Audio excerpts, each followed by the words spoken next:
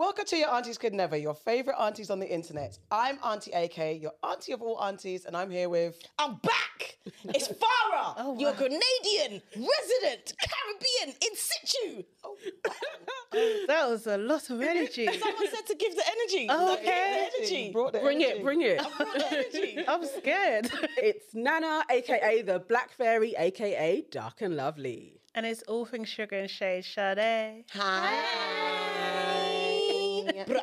Coming up in today's show, as usual, we've got Enemy of Progress, we've got Welcome to the Family, and we're solving you lot's wild, crazy dilemmas in Aunties Know Best.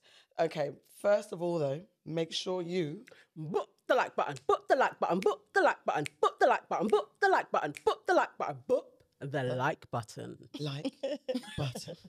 Also, make sure you subscribe, share the video, and leave comments. And if you're listening on Spotify or Apple Music, make sure you give us a 5-star rating. What should they give us? 5 stars, only 5 stars. If it's less than 5 stars, we don't want it. We don't want it. We don't want it. Return to sender. And also on Spotify, please leave some comments. We're going to give you a bumper comment show. Yeah. That's coming soon. So keep leaving your comments. We've seen some really great ones. And also, guys, have you signed up for our YouTube membership? Have you? A couple of people have. We're getting there. Welcome, guys. Hi. Hey. If you sign up for our YouTube membership, you get extra aunties, extra of us, more of us. And it could be an interview where aunties get in your business, or it could be news and nonsense. Sign up. And guess how much it is? It's only... $1.99. $1.99. $1.99. Just $1.99. Sign up. It's a bargain. No, and now there's like weeks and weeks of episodes to watch. There's like 6 of them now. So yeah. Instead of binging Netflix, binge extra aunties. Oh, you know what? Somebody in the comments actually did say that they had been going to sleep with us on because they've been watching us. They've been starting from the beginning. We have been putting you to sleep for the midnight hour. All right. Aunties after. You might get some of that. As I say, the dulcet tones. Oh, the aunties. Enough already. I need the feedback though, because starting from our week 1 is a little bit scary. But our week 1 isn't our real week 1. No, it's our face week 1. Yeah. Right. So that's like we had a little bit more polishing by that point. Oh, it's still... I'm not saying it's this. A lot's been happening this week. I never said it was this. Okay, cool. But I'm just saying... I went back and watched it. And it was cringe. No, go there. But that's exactly what people will do. The journey. It's the journey. We've been on a journey. You can see our progress. 4 years later. Look at the glow up. Yes. Yeah. A lot's been happening this week, guys. A lot has been happening. Mary J. Blige, our fave, has partnered with shoemaker Giuseppe Zanotti to release the limited edition Mary boot, which, guys, apparently sold out. I'm not surprised. There was a pair that I really liked. Like there was like a copper kind of... Them gold... That she was wearing? Them ones. On stage. Those what? I swear it was only one pair of boot. It was limited. There was... Yeah, but... Was it a range? I think there was one boot. Sure? I thought... I didn't see more than one boot. What other boot did you see? To be fair, I only saw that one. Exactly. But I thought, I looked, I clicked, and there was one boot. The boot that she was wearing. Yes. Yeah, I think that boot was fire though. That boot was fire. I don't want to see a bunch of chicks with big hips and big boots. I don't know. That's going to happen. What? Why would you even say that? What? Why wouldn't I say What's the issue? I mean, let's highlight it. What did you say? I can just imagine a whole club full of these boots. Yeah. I want it to be exclusive. I think she should have done like different ones. You also said something about hips. Yeah. He said big girls. I didn't say big girls. I did not say big girls. And I meant fake hips. Where am I? Rishi Sunak is backing police intervention at UK universities who started joining the protests. Oh my God, I'm so surprised. We will get into that news and nonsense. Questlove says that rap is dead after the Kendrick and Drake beef took things lower than hell. Atlanta producer Clinton D. Bills Dorsey was killed by his 23-year-old son over a dispute about dog breeding. Wild. Reality star Paul Brumfield was captured on camera being walked like a dog. The internet was not amused. Walk like a dog. Okay. Marlon Wayans say he didn't want his mum to be jealous, so he never got married. We will be getting into that in news and nonsense. And then breaking news, guys, UK people, please. Okay. Please. Okay. Breaking news, people are being told to boil their water because of 22 cases of waterborne disease called cryptosporidium, apparently. It's been found in the southwest England. Boil your water. Boil your water before doing what? Drinking it. But who drinks tap water, bruv? Exactly. That's what I'm It's saying. basically everything. What, boil your Realistically, water what they before should you be brush your telling teeth? people is don't use tap water. Yeah. Yeah, then I want a refund on my water bill. Yes, for the Thames next water. however long. Because of and that's also because you privatisation. lot are putting shit into it Yeah. and out of it. Yeah. But let's get into who's our enemy of progress. Got a lot going on, a lot of enemies as usual. First up, is he an enemy? This one is a bit of a, we like to do the, is he or is he not? The teacher who filmed his hair getting taken out by his students. So Jac Lee, a middle school teacher in America, caused an internet storm after live streaming his female students taking out his braids. He said, I had a hair appointment immediately after school and I needed my hair taken out before. I would have taken it out the night before, but that Friday we had a camera crew coming in to shoot a promotional video and I was one of the ones being interviewed, so I had to look presentable. He said it was a fun bonding exercise for the kids who had done well. He sought their permission. No one was forced to do it. They had their own, they could make their own decision. And it was his students and students from other classes. He was like, would the reaction be the same? Because there's been lots of internet backlash for this. He said, would the reaction be the same if he was a woman?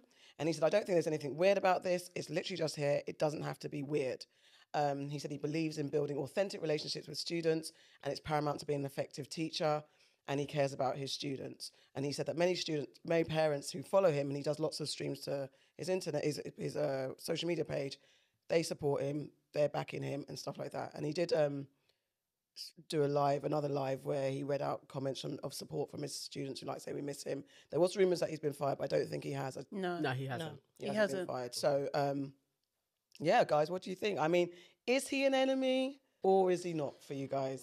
Are you watching me? I'm just looking. I think he's very inappropriate. That's what I think. I think it's an inappropriate task to ask your students to do.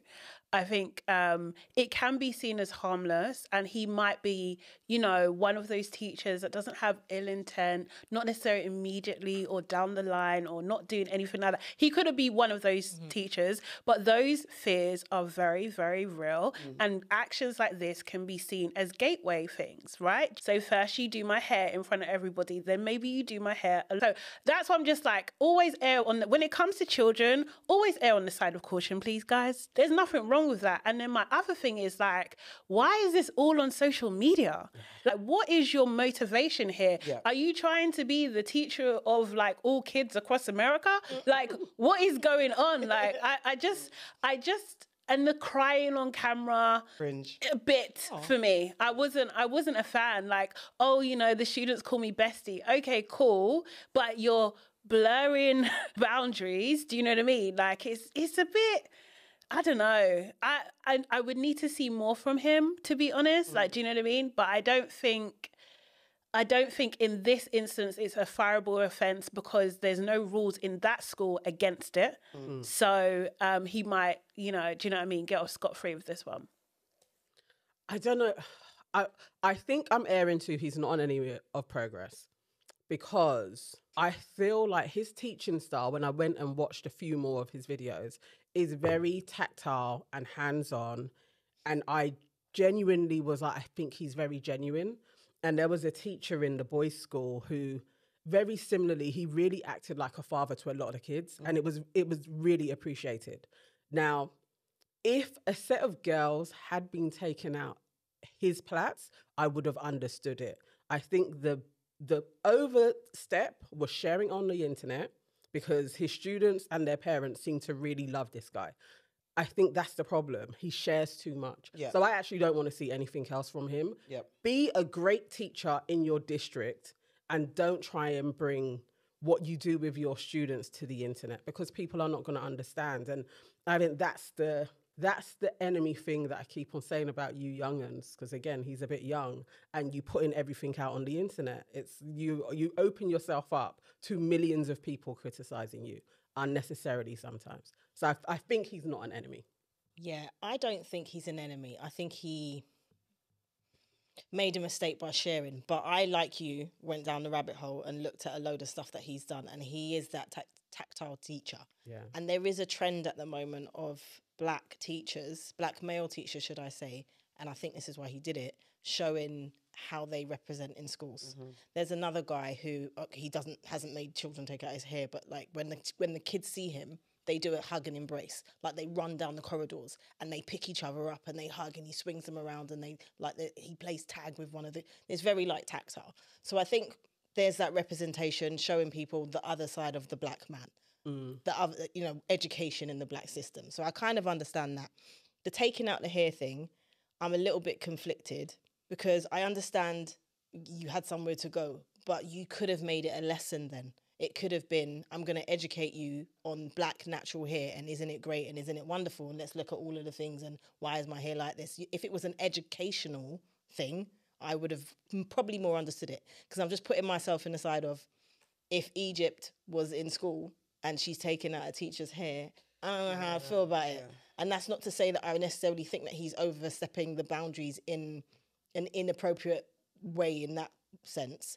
But it's just like, why is my youth taking out your hair?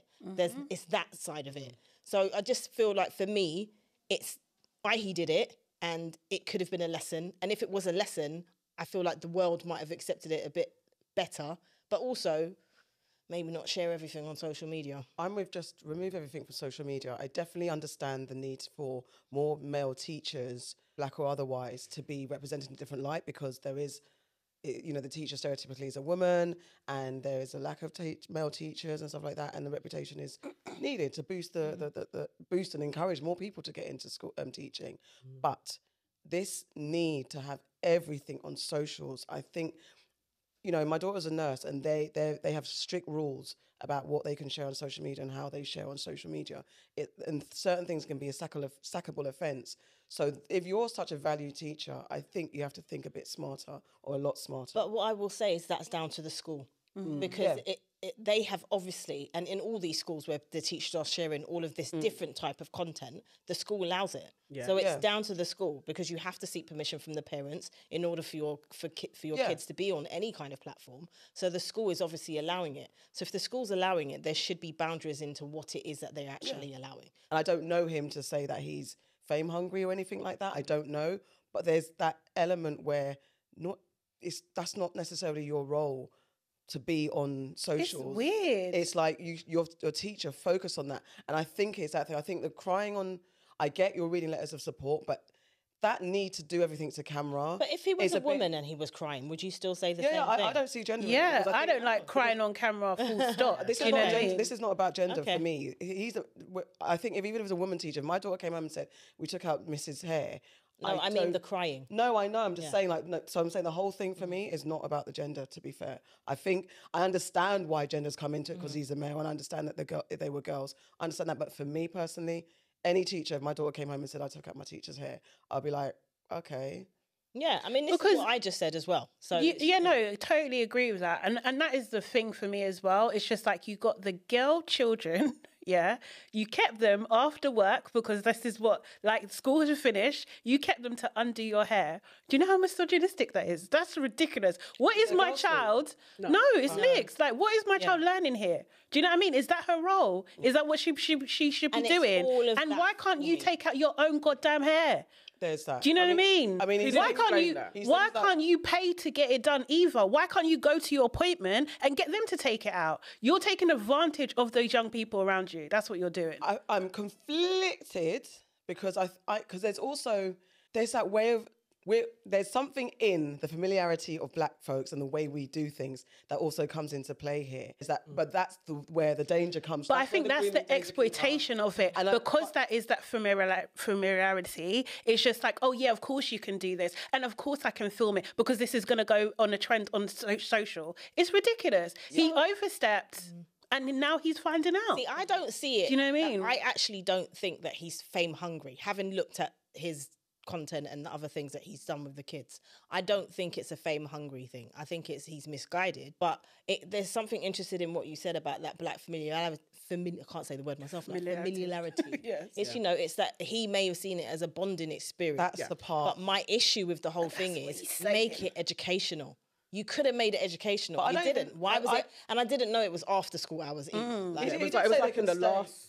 It was in the last 10 minutes he called the girls together and said, who is available to take out my hair? He gave them a choice. Appointment, and it was like 6 of them that said, yes, sir, I will do it, and did it. And again, that type of thing, I definitely think when I was in school, because hair was everything. Yeah. If somebody was there and they needed their hair done, I'm going to do it. It's just gonna teacher, happen. A teacher. any. Yeah. And also as well, I would have been a teacher. Yeah. I mean, I done hair in school too. There's no way a teacher's going to ask me to do their hair. Like, do you know what I mean? It's inappropriate. It just is. Like, you're crossing a line, you're crossing a boundary, you're being way too familiar. And what are you teaching these young girls? That's the thing. It's just like, I no. definitely did that in school. You know, literally just had a flashback of Miss Turner. She used to always have a plait in her hair, and one time it was unraveling. I did that. I don't even think did I stop and ask her? It was kind of like, I'll do your plait for you, and I just did it. But I was obsessed with hair, so I think I can see how it'd be very easy It's so in a secondary school setting And for everybody to be involved. and there is something a bit about, again, if he's that type of teacher, there is also the flip side. It doesn't have to be negative that he's a man and what you teach in the women. It's also that how you interact with a guy, possibly, I don't see it as fully negative. I think there's an overstep of boundaries. But if he's that teacher that knows how to command his class as well, because there were some teachers, they said that they call him bestie. So there's those teachers that just want to be the kid's best friend and don't understand how to put their foot down, and they get taken advantage of.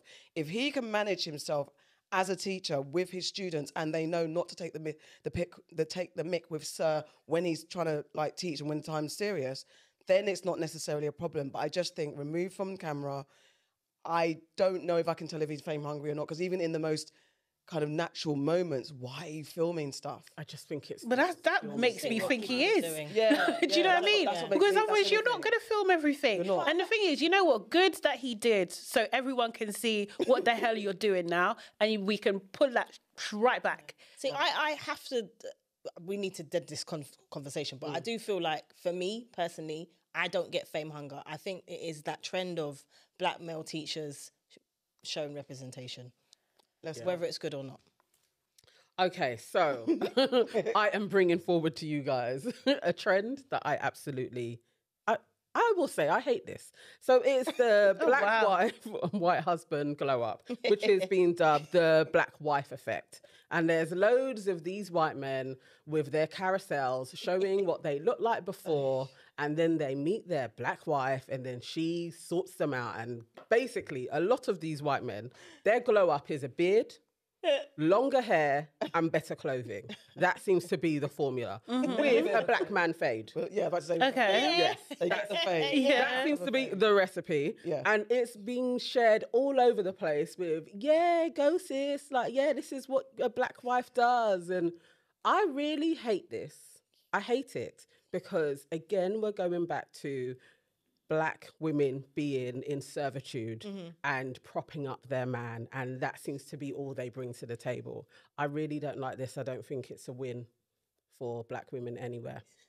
And I don't like the glorification of interracial relationships either. Oh. Just to add a little bit. Oh, on top. wow. Damn. I didn't even know you was going there. Yeah, that's why I bring it forth to you guys. What say ye? Okay. It definitely irritated me, and I think it's because it just irritated me. I don't even have the words to articulate why it irritated me. And again, I saw the recipe, the black man fade.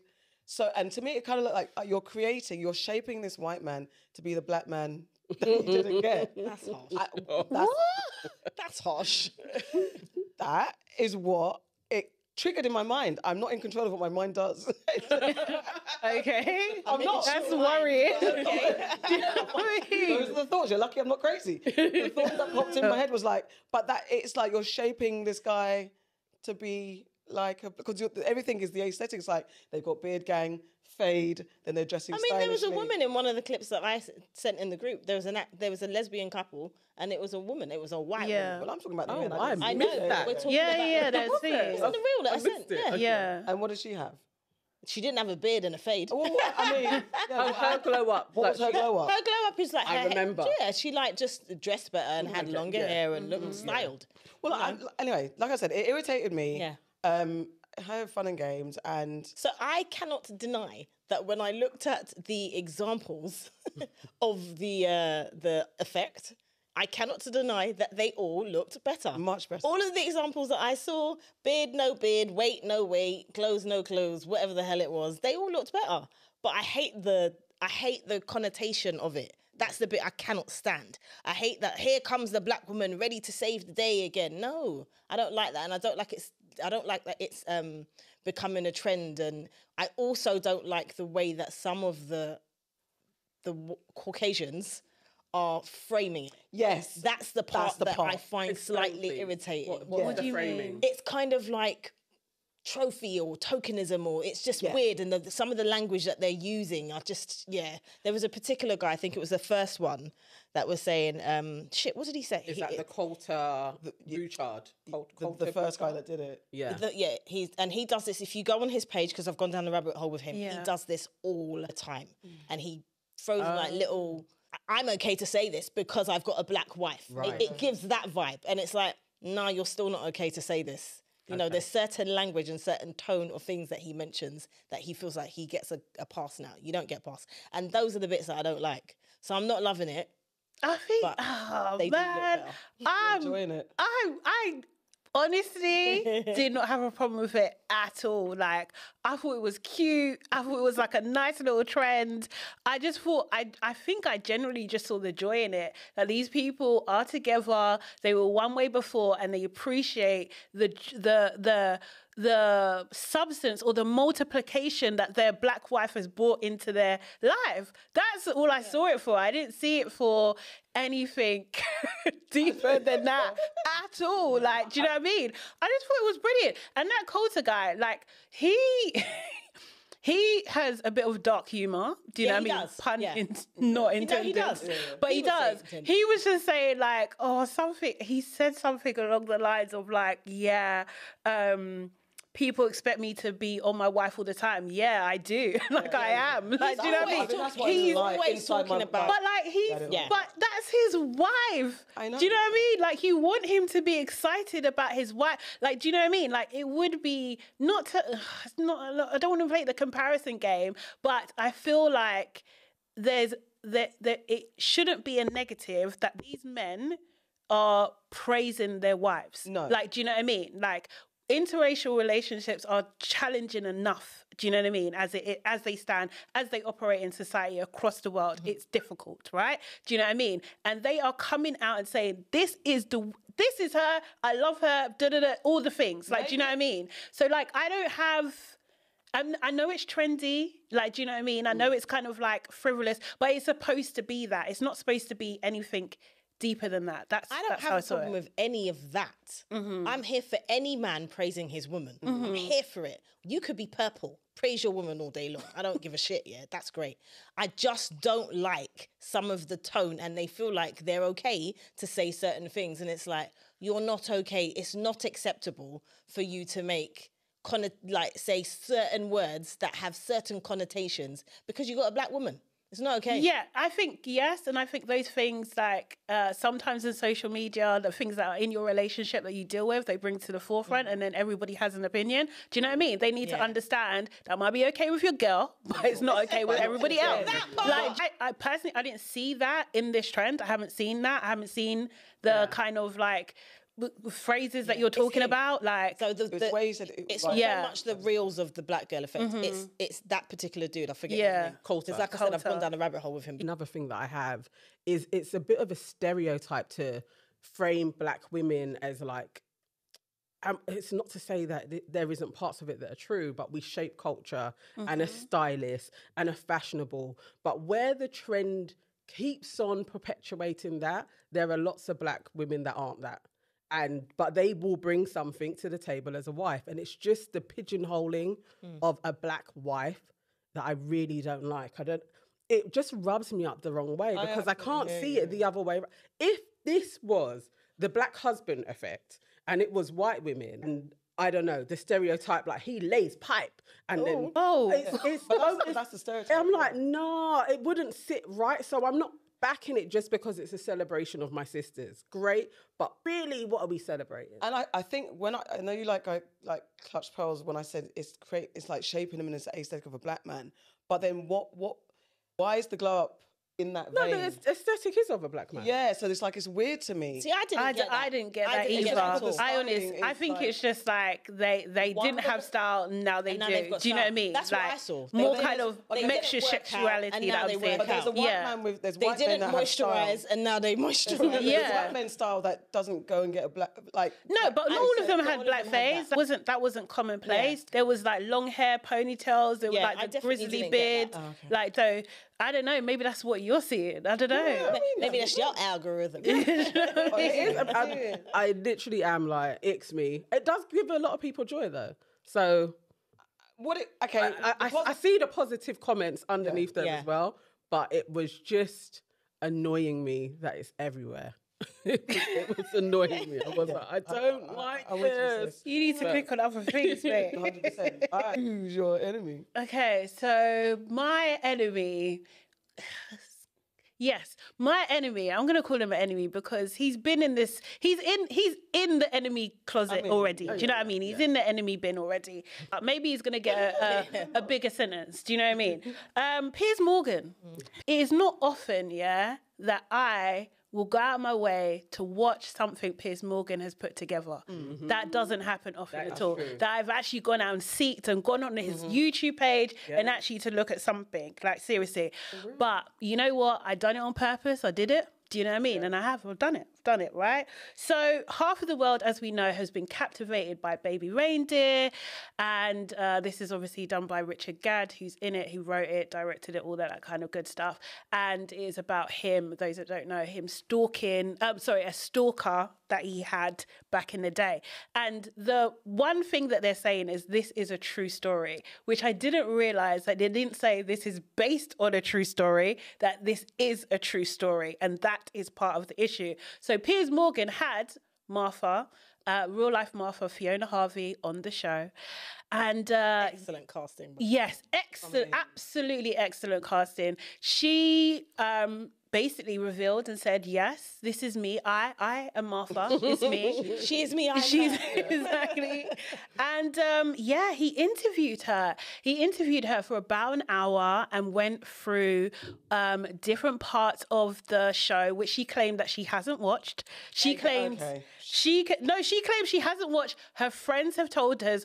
All of her friends are lawyers, by the way. Like every single last one of them. She claims a lot of things. She said that she had photographic memory, but she couldn't remember the grades that she had when she got her degree, her lawyer degree. She claimed that she only sent Richard one letter, although she did also say she didn't know where he lived either. So it's just like, girl. The letter was sent to the theatre that he was performing at. Right, okay. She also said that she only tweeted him a handful of times. She said categorically that she did not send 41,000 emails. However, she did say, if I did send them, From hyphen. then you know, it still wouldn't get away the way of my lawsuit. And Piers was like, the one time he did freaking probe her, he was like, why would you qualify that? Yeah. And she was just like, yes, I'm just trying to play devil's advocate or something. You know, it was just a bit ridiculous. She stated that they weren't friends as well at any time, and that, she was disgusted by him, that he said that he wanted to sleep with her when he had a green spot on his face. Oh. And he was like, she said, I don't sleep with little boys that have no jobs. She also said she had a boyfriend. She did say she had a boyfriend for 5 years who's also a lawyer, but would not be the lawyer that is pushing forward her lawsuits, just to be clear. Okay. But at the end of the day, what she's saying is that with this lawsuit that she's thinking about pushing forward is that, they have portrayed her as someone that went to prison and who was convicted of stalking. And if you're saying it's a true story, she might have a little bit of a case, to be honest. Do you know what I mean? She's saying that she didn't assault him in any sort of way. And Piers done the interview.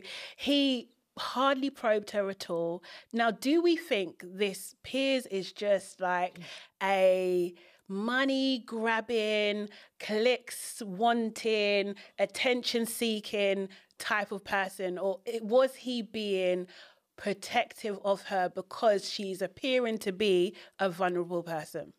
Wow, you're giving questions we that all I know. I would say, as a journalist, though, with a platform like his, why he spoke to her, because who wouldn't? For ratings, for numbers, and maybe out of pure, sheer curiosity. The only part what makes him enemy is like, did you do due care? Did you do due care and diligence to check if this woman is okay? Because she didn't sound okay in the clips I saw.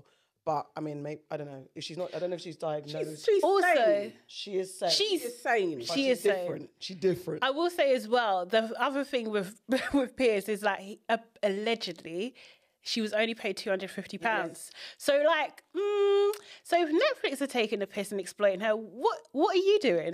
Do you know what I mean? Are you not in the same category? We can't say that he weren't exploiting her. He absolutely was. And he clarified his exploitation by saying what she needs is an agent.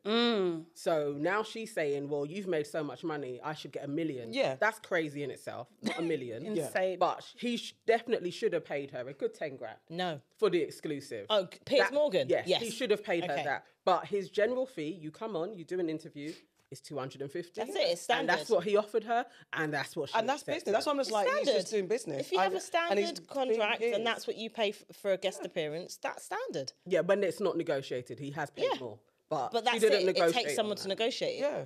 And if she's a lawyer, you would have thought that she could have done that, Do you right? know what I'm saying? She's far from it. She actually isn't. So there is, you know, the internet fact checkers. She is not a lawyer. She didn't finish her degree, it seems like. That's why she couldn't give any. She did go to do a law degree, but she didn't complete anything.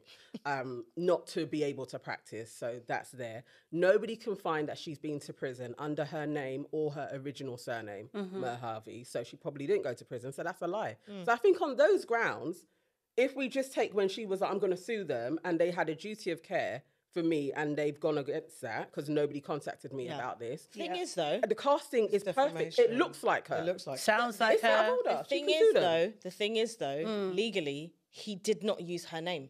He didn't. He doesn't say, what's her name? Fiona. He You doesn't- don't have to actually. Her likeness. But he can get away with saying, I only said it's a true story, it's not a true story. He can, No, he can but- get No, away but with like saying a I lot think of there's a things. difference it's a true between story. like I know, a but true story it's not- based on a true story, Yeah. dramatic, what do you call it, effects or whatever, like kind of thing. There's so many ways. Interpretation, but, you know. yeah. Do you know what I mean? Saying it's a true story, it has to be factual. But if it was a and true he said that story- she's he basically said she is a criminal. She got done. We saw the scene, and she's like, artistic that license with never happened. She's like, I have not admitted anything. I didn't plead guilty. I haven't. But- police haven't come and questioned me about stalking him.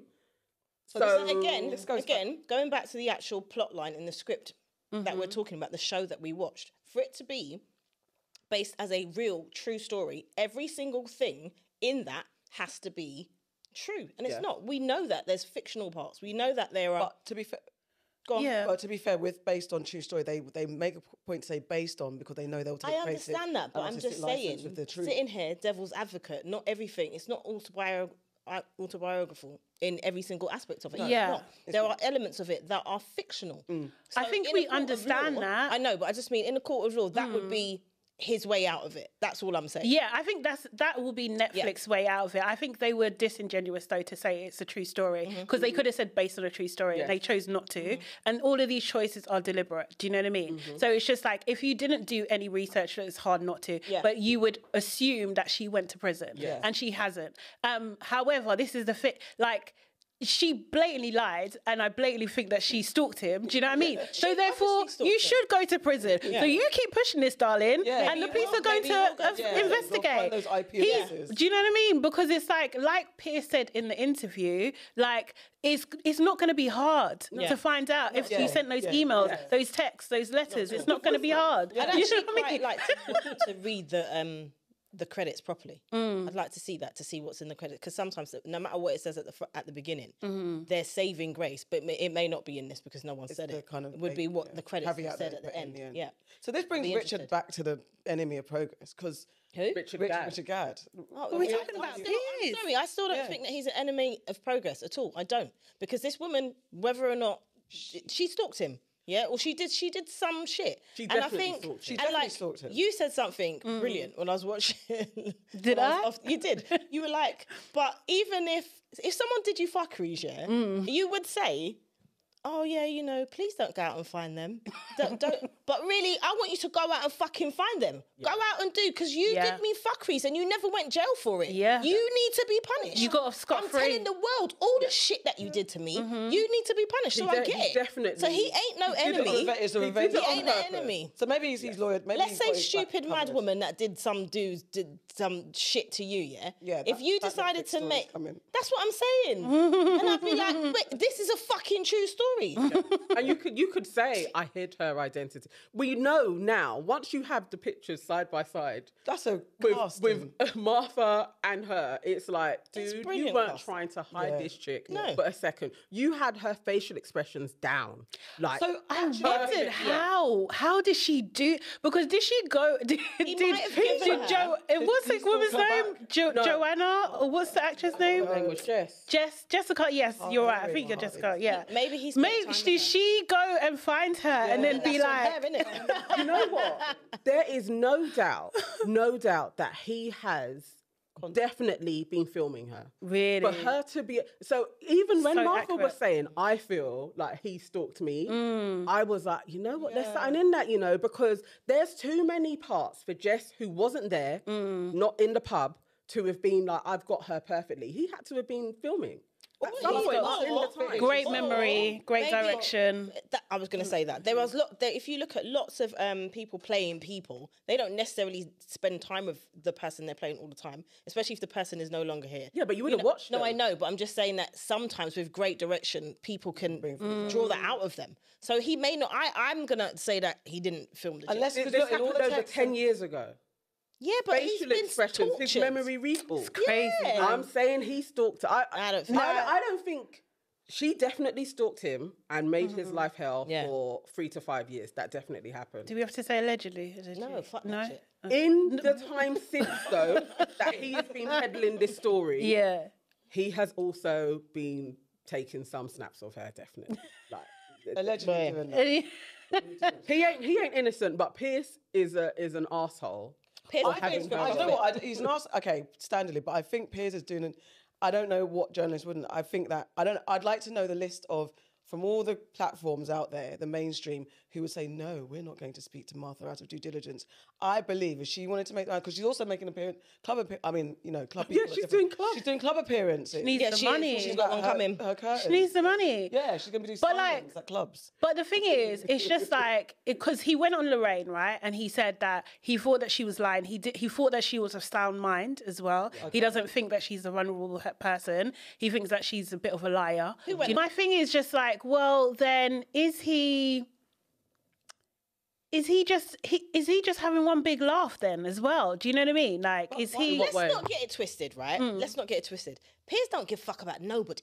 Yeah. About absolutely nobody. This is the same man that sits on the fucking television and says that fucking Israel are not committing genocide. He don't give a fuck. He cares about his pocket. He cares about getting ratings. That's what he cares about.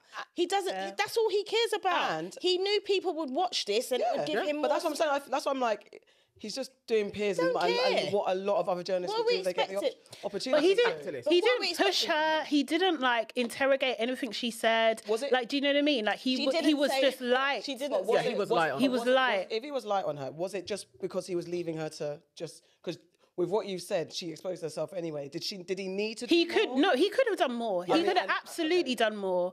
Like she was talking about, oh, she's got 4 phones. Like, do you know what I mean? Like, why? She's got 6 emails. Why? What do you use them for? Like, do you know what I mean? She was just baffling. He let her change the subject at some point. Yeah. Do you know what I mean? It's Maybe just he like, was why? no, He wasn't being standard Piers. I think that was totally deliberate Yeah. for Yeah. the backlash.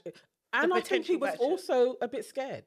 Like, I think, yeah, the way he was soft peddling, it's like, I don't know, this woman could. Come and I stalk thought, me. yeah, Yeah. Anyone Lorraine who has asked her him on, that. I think he just anyone went that has easy. her on needs to be scared. Yeah. Anyone. Do you think she's got that kind of energy? Are you crazy? 41,000 emails. No, but multiple people at one time.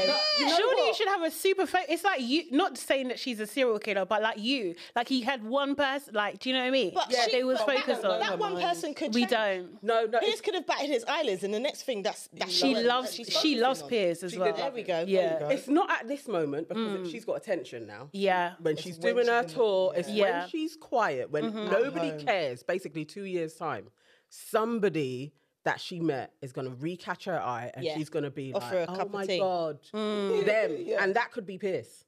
Or the researcher, or the person that walked her into the building. Yeah. Like, I'm not having no parts of communicating with And that you chick. lot who are going to the clubs to meet her and have her sign something, I beg you, calm down.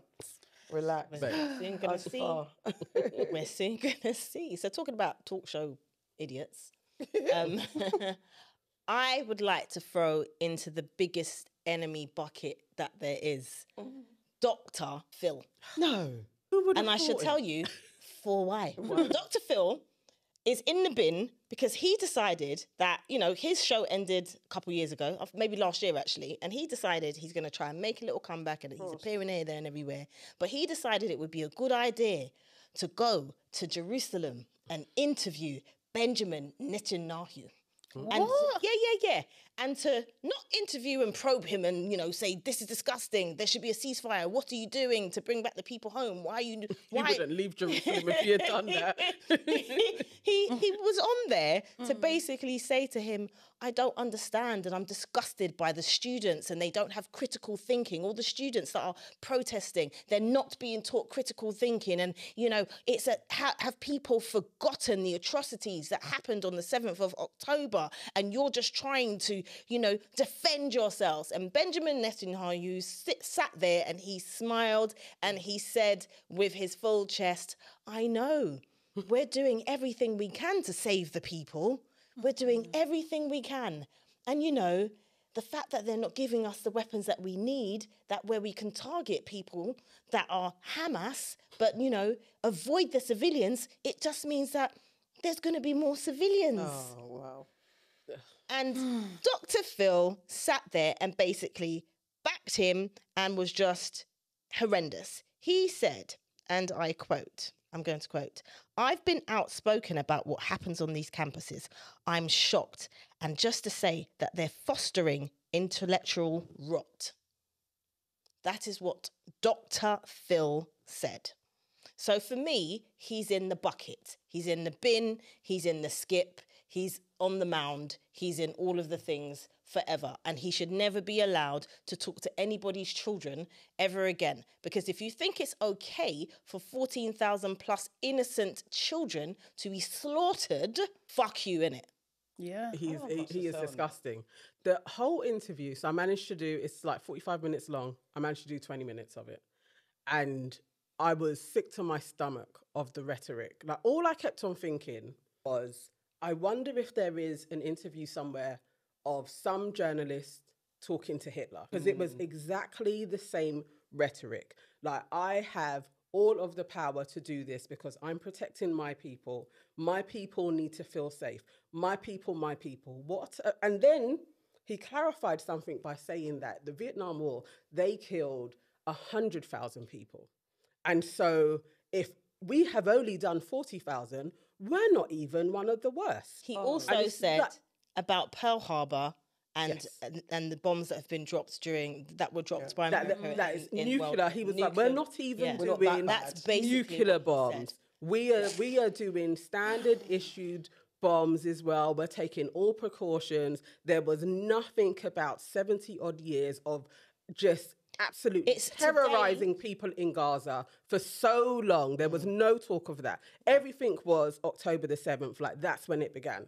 Nothing about what they have been doing, why Hamas even exists, like all of that. There was no mention. And that Dr. Phil, it was basically an infomercial. It was an infomercial. For why we should all support Israel. And it was disgusting. And the comments are actually full of bots. Literally thousands of bots being like, I support Israel with the flag. And this is something that I want to mention as well. Two things, really. So today, the day that we're recording is the 15th of May. And it marks 76 years today since the Nakba, which is when they went in and they basically massacred and slaughtered innocent people and systematically removed them from their homes and shoved them into the refugee camps in Gaza, in the West Bank, and in a few other places as well. So when Dr. Phil asked Prime Minister how he feels about, how would you categorise people that say that Hamas is a resistance and what they did was not an invasion, it was a resistance. He said, well, Hamas openly declares its goal to wipe out everything you see around here, to kill every man, woman and child in Israel, to destroy the state. That is not resistance. That is naked, brutal aggression. That sounds to me that you're talking about yourself. Yeah, absolutely. Where's Dr. Phil? He's a Southern American, right? He's not anything else but a white man. No, but he's a massive supporter of Israel. Okay, just wanted to check. I'm just like, clearly Netanyahu or his people have been funding Dr. Phil. Like, do you know what I mean? Absolutely. And they've come to collect. Who has 460 million. Right. And it's just like, you know, you've come to collect and he has to do his duty now. Do you know what I mean? That's what it's saying. It's disgusting. I will never watch Dr. Phil again in my life. Never. Do you know what I mean? I'm not interested in anything he's got to say. And then also with Netanyahu, to me, it reminds me of when we were like younger and Sinn Féin were a massive thing, and they used to bomb, like, or, you know, kind of say that bombs are in certain areas and the police used to clear it and stuff. That's a very real thing for us when we were growing up. Like, back in the day, you couldn't hear Sinn Féin's voice. No. You couldn't hear their speak. They muted them. Yeah. That's what should happen to Netanyahu. We don't need to hear what he has to say. We don't need to hear his opinions. Nothing. Mute him. Put him on mute. And lastly, it is astounding to me that in order to gain credibility, you go on Dr. fucking Phil. But that's where it's like what prime minister, president of a country goes on Dr. Phil? But then, from where he's sitting, he doesn't know. He's just going looking at. He knows. He knows. He's American. He's desperate. No, I'm saying Netanyahu. Because he knows. No, Netanyahu knows. Because he's desperate. That's why he's on there. But I'm just saying, he's looking at numbers, thinking like exactly that. Like he doesn't know who from who, but like the numbers are there. Let me go check. No, he absolutely does know who from who because he's been talking to like different news channels across the board. The thing is, what's happening is he's slowly getting shut out. The tide is changing just a little bit. He's not getting as much airtime. His people aren't getting much airtime, and also they're getting pushback as well. Do you know what I mean? So he's like clutching at straws now. It's like anybody. And so he's just like, who have I funded? Come here. And, apparently, Dr. Phil also said that he's been getting frustrated with the shift in public sentiment. Yes. But the thing is, the thing what we always have to remember is that, and it gets sucked in because when Dr. Phil was on Oprah as the Dr. Phil, the advisor of all advisors, him and Dr. Oz definitely had their glow up through the Oprah Winfrey show. You get sucked in by these supposedly intelligent, caring people, and it's just for a buck. It's just a shaped personality. And you can get drawn. Like, look, Geraldo. Back in the day, I used to love watching Geraldo. Look who he is now, right-wing pundit, news pundit. Like, who knew that's how they would be? So it's always remembering that these people aren't just... Can't lie, never liked Dr. Phil. I know, because I watched him on Oprah and I had no more opinion of him than someone that helped couples and people and kids better themselves. I had no reason to not like him in that setup. But then as he's, looking for the next check, their political alliances change where the wind blows. It's just so fickle. So just have to remember that. I mean, but I guess we didn't actually know what his political affiliations are. And the same way we don't know what anybody's is. Exactly. Especially when they're being silent. Yeah. So the fact that he's talking about it is like, okay, now I can actively spot you. But then I do have to see the through line of how he's come about. And it is, again, we go back to Oprah. Oh. And it's who she's been platforming. And they are very dubious when they start talking. And actually, it's like... We got to look at who we've been trusting, actually, because they raised us a little bit. We watched them a lot. I definitely watched Oprah and Dr. Phil and Dr. Oz on that show, and I bought us as a young person. But again, you have no reason to think anything else of them but what they're presenting to you. So, Yeah, I guess that he did say a couple of times the whole aim of this was to change the tide of opinion. And that actually really spooks me out as well, because I still keep on getting their adverts on YouTube, and that the Israeli government are even allowed to advertise like that on YouTube, to me just feels like, how is that okay? All right. I mean, it's in the same vein. We can stay with the same person who has also been purchased. Tiffany Haddish is back out here chatting shit. She was doing a stand-up show and she was being heckled. Somebody in the crowd was talking about the college students and their protests, and she went into, why should I in her voice. Why should I care about the college? There ain't no genocide in the college. She also stated that she hasn't been to college, so fuck those students.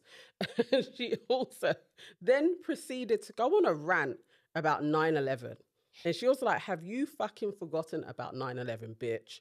Remember what they did to us on our soil. And what did Americans do? We went and bombed the shit out of them.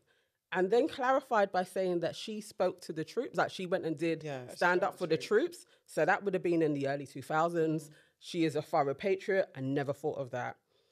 She then gets into a beef with Amanda Seales, who uses that clip of her ranting to promote her show. And in that, she just said, if you want to go to good comedy where we actually support the students and we are radical about Black people, come to my show. And listed where her show was going to be in the next couple of weeks. Tiffany Haddish came back and was like, she did a passive aggressive little rant. She was like, you know, people who pretend to be your friends, but they really hate you. And then said, there's people out there that are really jealous and they want my position. They want to be where I am. Please. And they're hating on me because they can never get there. And I want to curse them with joy. She was talking about Amanda Seales. I'm thoroughly disgusted with Tiffany Haddish. I want to know what you guys think of her little tirade. And then I have another question about friendship as well. What do you guys think? I thought the tirade was wild. Because first of all, and then again, you know, I like to watch and listen to the Breakfast Club. She went on Breakfast Club and she sounded a little bit more rational, but it was still annoying. Like the rant itself was wild. Why are you cussing out students? It's students, no matter what. Majority are young people whose minds you're not shaping, but you're there to shape. You're there to entertain and then not cuss them out for protesting. Do you know how many things have been changed systematically and politically because students took themselves to protest? Are you wild? What are you saying? And then when she went on Breakfast Club, she kind of clarified what she was saying. And she was like, but then and again, it was ridiculous to me. She was like, don't protest at school, join the lobbyists, join politics. You can't wait to shift change. Change has to happen now. You can't pause and, let me go and study politics and then become a politician. Because by the time you get there, you either get corrupted or it just doesn't work out for you and nothing changes. Change happens when people en masse gather together and push the system to do differently. So that part, what she was saying was ridiculous. She did go on to say, look, there's been wars in my country, people have been murdered in my country, what's going on in the Congo and in Africa, no one's protesting. That's slither of a comment in amongst all the rant. You could have said something along those lines about how there isn't enough energy going towards things that are happening in Africa and other countries of brown and Black people where people aren't protesting in the same way. You did not have to go on a patriotic, crazy rant to a bunch of students who are actually trying to affect change in their own way. Students are very affected by what affects them, like what they see in the news. They're just reacting to that. You can't tell them off. Guide them if you want to inspire them. Like Shaka Bars was on, he was speaking about what's going on in the Congo. He said the same thing, but he didn't go out and cuss a bunch of students and make them feel, I don't know what they felt when she was there or why she was there. So yeah, she's definitely an enemy for this. Fuck Tiffany Haddish. Oh, yes. Yeah?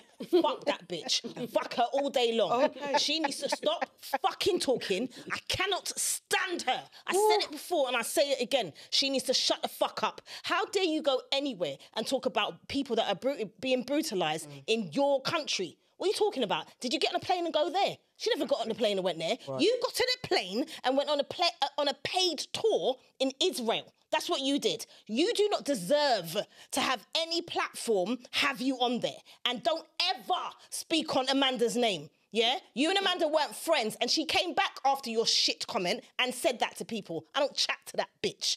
She said it in Amanda terms, but that's what she meant, yeah? Fuck Tiffany Haddish. How dare you talk about these students? They ain't never worked a day in their life. People want what I want. We should go and bomb them. What the fuck is she talking about? I cannot stand her. She just needs to, you know what she is? She's unfunny, she's uneducated, and she needs to never do stand-up. She needs to sit down. That's what she needs to do. Boy. I've had enough.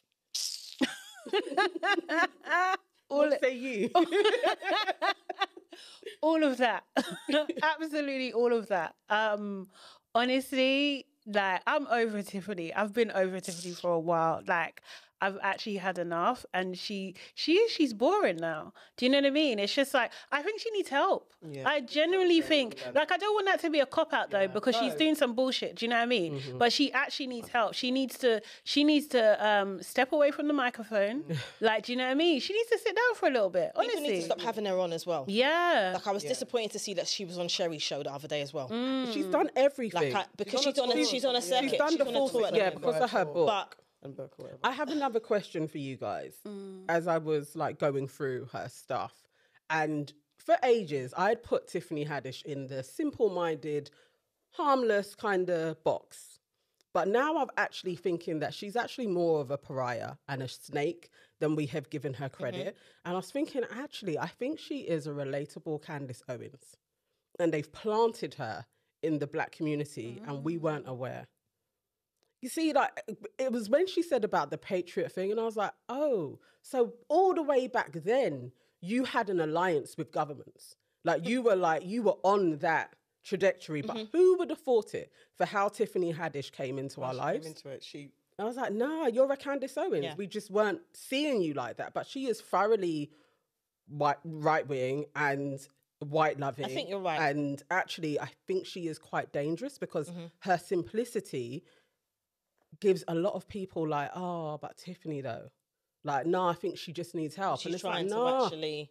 But she's coming across like she doesn't know. Yeah, like she's just simple. And even her comebacks, like, I need a man. My granddad. No, she's like, no, I don't think, I think like you can see that someone who's in pain and wants attention. Do you know what I mean? Like, that's what she seems like she is. But like, that doesn't take away from her crimes. Yeah. You know what I mean? Like, she's still out of pocket, completely out of pocket. Because it's as you said, like, who goes up against students like that? Are you crazy? Like, why would you do that? Would you not be empowering the youth? Like, regardless of what you think, if you agree with them or not, do you know what I mean? Is that the way you should be talking about it? Like, you're a mess. It's a mess. Is that how you talk to them? Do you expect them to listen to you if you come across like that? Shouting Also, and let's not forget, she said, have we forgotten what they did to Yes. us? And it wasn't that day she said stuck out they. for me. Yeah. Who are you Racist grouping? they. Who are you? As That's of my colour. point. As people of colour, we also have, you don't have to be a full conspiracy theorist,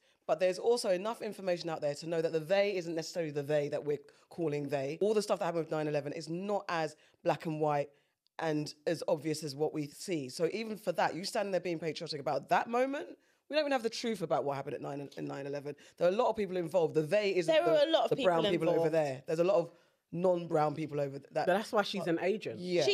This is the thing. It's just like she's misinformed, basically, and she's strong and fucking wrong. That's what she is. Like, and she just keeps on being given a platform to talk about these things. She's And not it's just even like, fucking But the thing funny. is, she's actually not even. I know. Funny. No. She really fuck you with your two taglines. She's been cringy. Like, she's actually been cringy for a long time. When she first came out, I gave her grace. Your story was like, oh, you homeless, lost parents, all this type of stuff. Her story was relatable, which makes that kind of, you know. See? But the thing is, and again, it's who they bet on. If she's a plant, it's who they bet on, because I don't think she captured hearts and soul of people the way that maybe they thought. And this is where agentry goes wrong, because you guys think that black people are monolith and that you just have to have someone shake their neck and then every black person is going to relate. We do have our own discerning intentions and opinions as well. So not everyone's going to work. But she was too messy. She was way too messy. It didn't work for us, if that be the case. I think it absolutely worked brilliantly. She still has millions of followers on every single platform. She was still on almost every single chat show in America. She has a platform.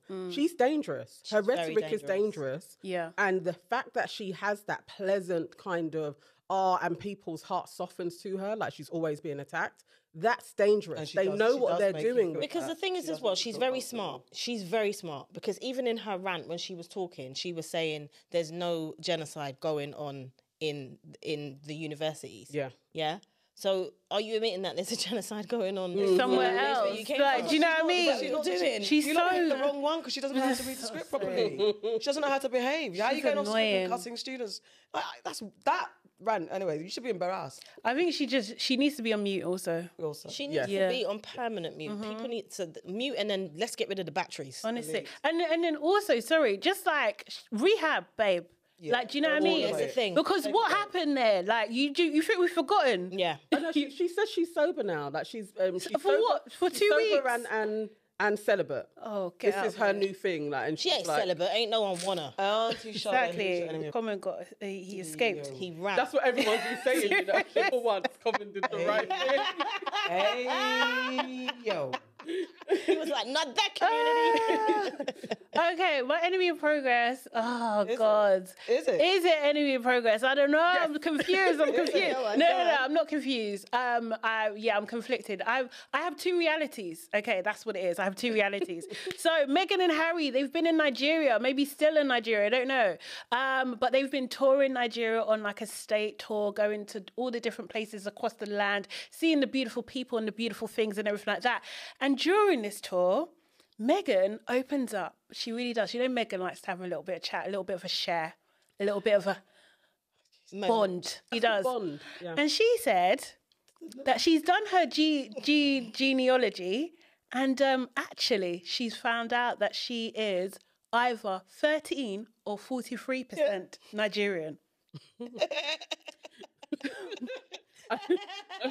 I think the breakdown is 43% black, like black ethnicity. Yeah. And then it was 13% was Nigerian, and that was the highest. The highest of in her breakdown. Her blackness. Yeah. Yeah. So in one reality for me, right. I don't do monarchy. I'm not on it. I don't like it. Do you know what I mean? Yeah. Like I don't want her to rule my people. Like, do you know what I mean? Yeah. Quite frankly, I don't want that. But then she's Niger. Yeah, you feel like you must support her. I was like, of course she is. Yeah. And then you're like, fuck. I really was, because of like the audacity of her. She has the audacity to come here and just say, no, I'm doing it my way. Fuck it, we're leaving. Fuck all of you lot. Very Nigerian. So yeah, I'm a bit conflicted. So I don't know if I can call my new sister an enemy. My cousin. Why was she your enemy anyway? Huh? I mean, because she's in the country doing monarchy shit. Yeah. Who wants that? Yeah. Do you know what I mean? So yeah, guys, how do you guys feel about this newfound news? She's an absolute flipping enemy of progress. For real, for real. I'm not a fan of this. Literally, when it was announced, and then I started to see so many black folk go like, oh my God, they're going to Nigeria. I was sickened to my stomach. Like, literally, okay, yes, everybody seems to like Harry and Meghan in the black community. Like, they were shunned. But let's not forget, he is still King Charles's son. Yes. They still wanted to be the royals of the Commonwealth. They were not like, we need to actually have like the monarchy dissolution. Right. No, they weren't saying that we need to actually renounce. We need to denounce the throne. Yeah. No, what they have done is restated their titles. They created the Sussex website because they are thoroughly like, we are monarchy and we're ruling something. Yeah. No, you're not going to rule in Africa anywhere. And they're doing this tour and people are like, it's a huge success. And then she rolls out her DNA. Like, when she was here, was she trying to do anything for black people? But now you want to go to Nigeria and be like, I'm a part of you guys. And everybody's then now she's a princess. I'm disgusted with us. Can we not forget? This is recent history. Like, literally, they are... Do you know what, yeah? Do you know what's so funny? Is because remember, yeah, when we watched the documentary, you don't remember they were supposed to do the tour of Africa? Yeah. That's what they're doing now. Yeah. So this was the rollout. This was always the plan. They wanted to soft us into it. And isn't everybody suckered in and being like, look, she's one of us now, and now we can't, and she will rule. Do you know what got me the most was my daughter Lily looked at me and said she could see her reflection in my eyes and said, Mama, I see me and you in me as I look around this room. That absolutely did not happen. I see myself in you. I just felt that was super, super, super cringe. It just seemed too perfect, too on point, and don't fool these little young girls like with your princessy stuff. I don't like it. It annoyed me. Don't be there. Everything that you guys said, I got nothing new to add to it. Disgusting. I'm conflicted. No. Girl, on, Farrah. Why are you convicted? Go on, share your I conviction. should tell you, for what? Because if I did a genealogy test, right, and it came back that I was Ghanaian. raw, okay. I'm going to say your characteristics are definitely Nigerian. Nigerian. Yeah.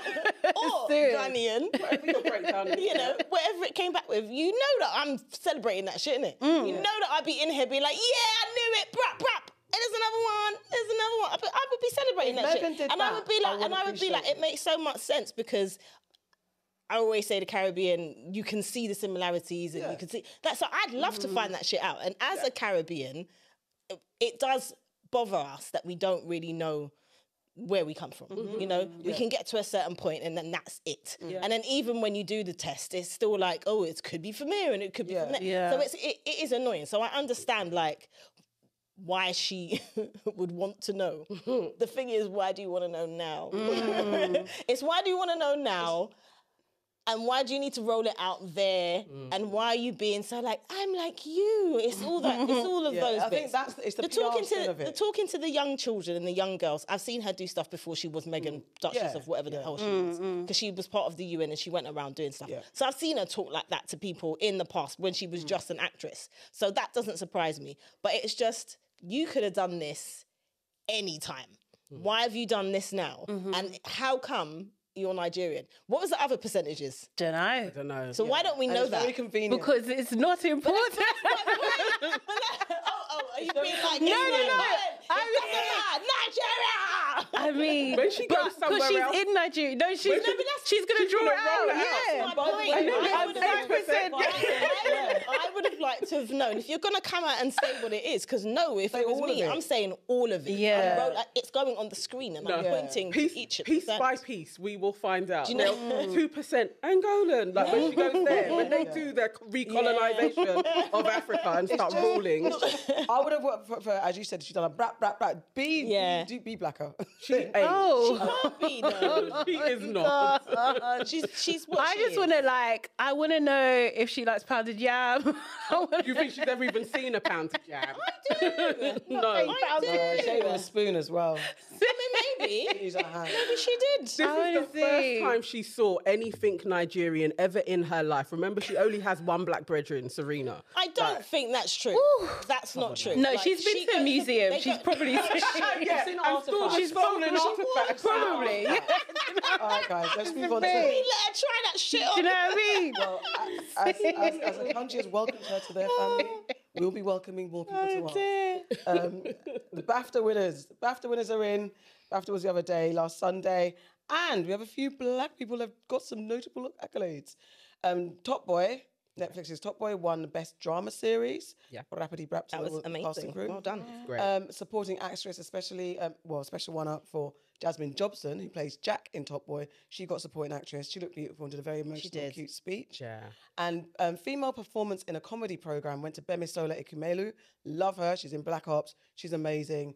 Friend. And she's brilliant. She won a BAFTA. And also Specialist Factual, Best Specialist Factual went to White Nanny, Black Child, who's directed by Andy Mundy Castle. Yeah. It was inspired by the rapper Ty, who unfortunately passed away during COVID times. He was starting to tell his story with Andy about him being fostered. And a lot of predominantly West African children were fostered in the 60s, 70s and 80s. I was one of those children as well. And it was starting to tell that story. That story is starting to come out a lot more. It's British history that has been swept under the rug. So this story started with Ty and unfortunately didn't finish with Ty because he passed away untimely. But Andy carried on and the story is it follows a group of people who were fostered and the fallout of how they are. They had some like holistic therapy and they went away for a retreat and just talked about their experiences. Very emotional documentary. I think it was on Channel 5. I think it's probably available on Catch Up. And that one, Specialist Factual. So that was like a real special deal one as well. So yeah, BAFTAs are in and just a few black folks getting it. That was lovely. Oh, and Floella Benjamin won a services to I really was not going to mention her. Your auntie. Mine just Not mine. Not mine. No. Okay, right, you know Speak what for I mean? yourself, She ain't bro. gonna argue, mate. I mean, I'm sure we've had her. as Okay, who enemy cares? before as Yeah. well. Yeah. Do you know what I mean? I was just being... Nah, we didn't need to All mention right, her. go ahead. All right. So my welcome to the family is a really brilliant man called Pappy Orion. And he has a great page on TikTok, which is he travels around to all of the different camps in Congo and really humanizes everybody's story and then points you in the direction for on-the-ground help. Like literally, if you donate here, it is going to help these sets of families in this camp. And then the links are all there. He's just so... I don't know, I was watching it and I was like, this is so special. He's moved from where he lives in Congo, which is actually safe, traveled to just document what is going on so that the world at this moment where the eyes are on Congo, because again, this has been going on for like 80 years and for the last 30, nobody has cared. So he's taken this moment to show people and I just want everybody to follow him. It's Pappy Orion. Orion. Follow him on TikTok, watch some videos, like learn what is going on in Congo and donate if you can. If you can't spend any money, donate anything, just share what he's putting out there. Yeah, nice. I would like to welcome to the family Emmanuel Wallace. Wallace. I don't know what happened there. Emmanuel Wallace, aka Big Manny. So I don't know if you guys ever see Big Manny, but he is a science content creator and he's a former senior science technician. He not only has a bachelor's but also a master's degree in biomedical science, and he's been creating relatable YouTube and Instagram content and TikTok for kids who didn't really get science and didn't understand it because it seemed too complicated and something that they couldn't achieve. And during lockdown he noticed that people were finding it more and more difficult, and so he decided to start creating these experiments that he would put out and show people. And you know, it captures their imagination because he looks like them, he talks like them, he's from a neighborhood like them, and it's just very relatable. And he's now written a book and it's called Science is Lit. And I just want to welcome him to the family because he is proving that we are more than stereotypes and that he's presenting a wider range of opportunities for kids who probably didn't even think about stuff like that. Nice. So welcome to the family, Big Manny. And again, one small thing. He was on ITV News being interviewed, and I loved the interview. Was like, oh yes, and tell us about this. And he said, "Hello, good evening." And it was just like, I love the manners from Manny. It was great. Cool. So for me, who I'm welcoming to the family, is Sistah Space because of not just the important work that they do on a daily basis anyway, do you know what I mean? And we need them and people should support them, donate to them, please. But they go the extra mile when people are in need. And in this case, they have been supporting Ella, forgive me if I've pronounced this incorrectly, Jenna, I believe, who is, her case is with the High Court at the moment. She has unfortunately been essayed by her therapist. And yeah, the court, the case is, you know, being played out in court at the moment. Do you know what I mean? And they have been galvanizing support for her. People been going up to the court to show that they support people like Kelechi, who we love, and Dawn Butler have been showing up and supporting her as well, kind of thing. So I just think it's really important work. Like, it's like not just saying that you do a thing, but physically doing a thing makes a frigging difference. Do you know what I mean? When, you know, this woman really and truly, like, because so many people are not talking about it, could feel very isolated and alone and feel like, you know, her case doesn't matter, but it does. Yeah, definitely. Yeah. It's really important. If you go onto their page as well, there is some feedback on for the days that they've been there, what Ella has actually been going through. And it is like, but she needed the support of the community. And in a way, a lot of Black media actually really let her down in publicising what had been going on so that we could all be like, actually, this is a case that we need to really get behind and support her. So I'm glad that shifted and Sistah Space were instrumental in that as well. Yeah. All right, let's get into Aunties Know Best. We're going to solve some of your wild dilemmas. Auntie Farrah, You're up first. Right. So this is a social media dilemma. And basically, Queen Niger and Clarence took to social media to discuss a woman who's been questioning her relationship because she's been with her man for 10 long years. A whole decade. So she's been with her man for 10 years and she's been living with him for 4, but he still hasn't asked her to marry him. Can you Adam and Eve it? And in the comments, people were saying, what difference does a piece of paper make? What difference is a ring? I got married on my 10th anniversary. We celebrate blah, blah, blah. It doesn't make any difference. Some people were saying it makes a difference. Some people were saying it doesn't make any difference, as you would expect. My question to you guys is, not so much you, Nana. Well, maybe actually. Yes. Does it make a difference? After 10 years, would you expect your man to propose to you? Would you wait for him to propose to you? Should she just bite the bullet and propose to him? Never. Definitely not. Never. Never. Should she leave? No chick should ever do that. Ever. Like, we have said that a lot. Don't do it. Don't ever propose. Just know your situation. Seriously. Situation. Let's not get into that. No. Let's answer this. Yeah, answer That's crazy. I have lived this. And I think I have shared it here before. It was a very long time that I was with Russell. He proposed in our 9th year. And it was after I was like, what you doing, bruv? It's either now or never, I'm ready to go. And that was probably in our 8th year. And I crashed his proposal. He already had the ring. And it's probably, I was know this thinking, story. Yeah, I was probably, because we're always been in sync. I probably knew that this was taking place. I'd felt it, and it kept on playing on my mind, like, you should say it now. Say it now. And then, yes, I spoiled the surprise, but I didn't care, because it was just like, I needed you to just step up to you. You're not taking this like for some little puppy show. Like, you're literally, you want to step up and be a man. So I got the clarification. We didn't get married until 12 years in as well. We did our traditional that year, so it was about 10 years. So in the eyes of our family, we were married at 10 years. Because I was in my 20s, in hindsight, I think that was okay. I wouldn't advise it for anybody else to wait that long, because realistically, I think you know if you're going to stick out with this person in a year. So you don't need to wait 10 years, really. Unless marriage, you're not interested in marriage. But I think if you are like, I want marriage, it should happen sooner. So no, people shouldn't wait 10 years. Why is a man waiting 10 years? What's he waiting for? If you watched our previous episode, you would have seen Kojo, the comedian, was on.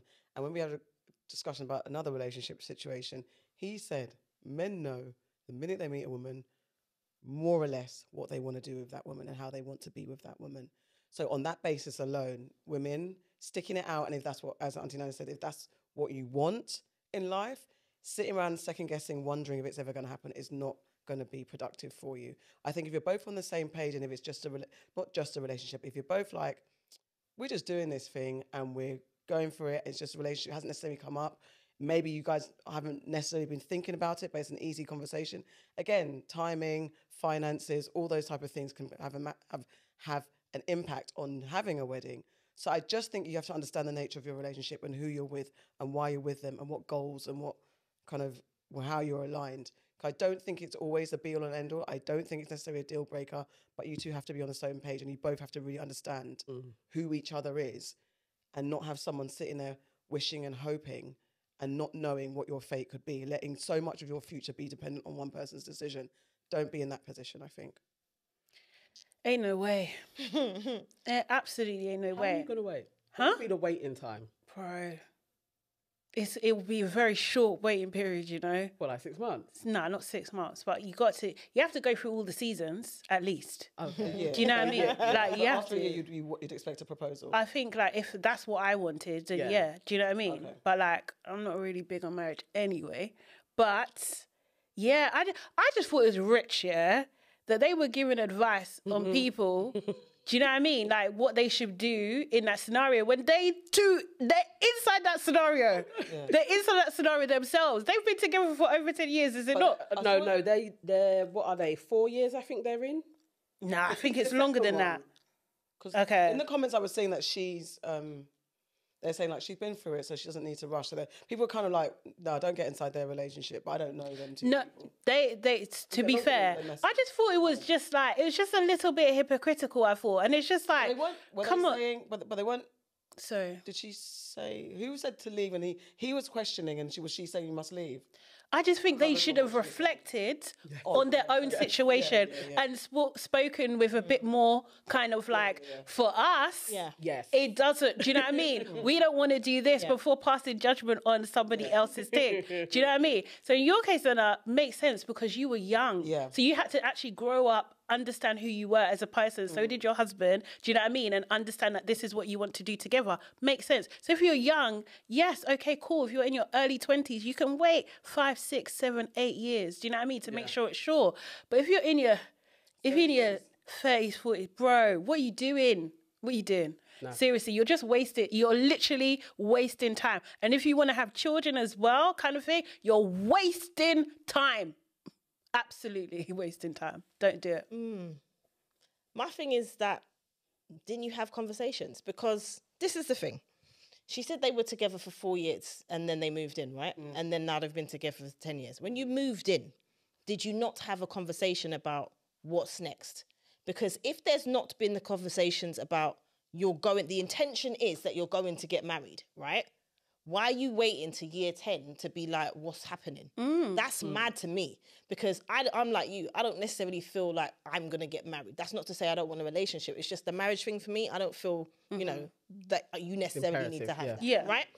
But if I'm with someone and we're committed and I wanted to get married, we'd have that conversation. Before I move in with you, we're having that conversation. Do you know what I mean? Because if I'm the marrying kind, I want to know the next step is going to be that's what we're doing. If I'm cool for us to be like, we're together and committed and we don't need to be married, then I'm never going to bring that shit up because I don't want to get married, innit? But you cannot expect somebody, if you haven't had those conversations, to know what's in your mind. And if you have had those conversations, babe, you should have left after year 5. Because if after a year of you living together, he has not popped the question and you're not talking about when in the next couple of years it's going to happen, why are you waiting till year 10? What you're doing is you're drying up yourself. It's true. Withering. She's drying herself up, and then you're going to turn around and you're going to be like, I wasted X amount of years on this dude. And then you're going to be out there looking for a next man, and it's going to be like you're going to choose shit because your time's running out. And then he's going to get married to the next chick. You know, He's gonna get married to 6 the months. after being trained. Do you know what I mean? After being raised. You want it. No, it's out of order. I have a friend that literally, they were together 6 years, 6 or 7 years, and they were young. So it was like, they're young, like literally from 18 to like in their 20s.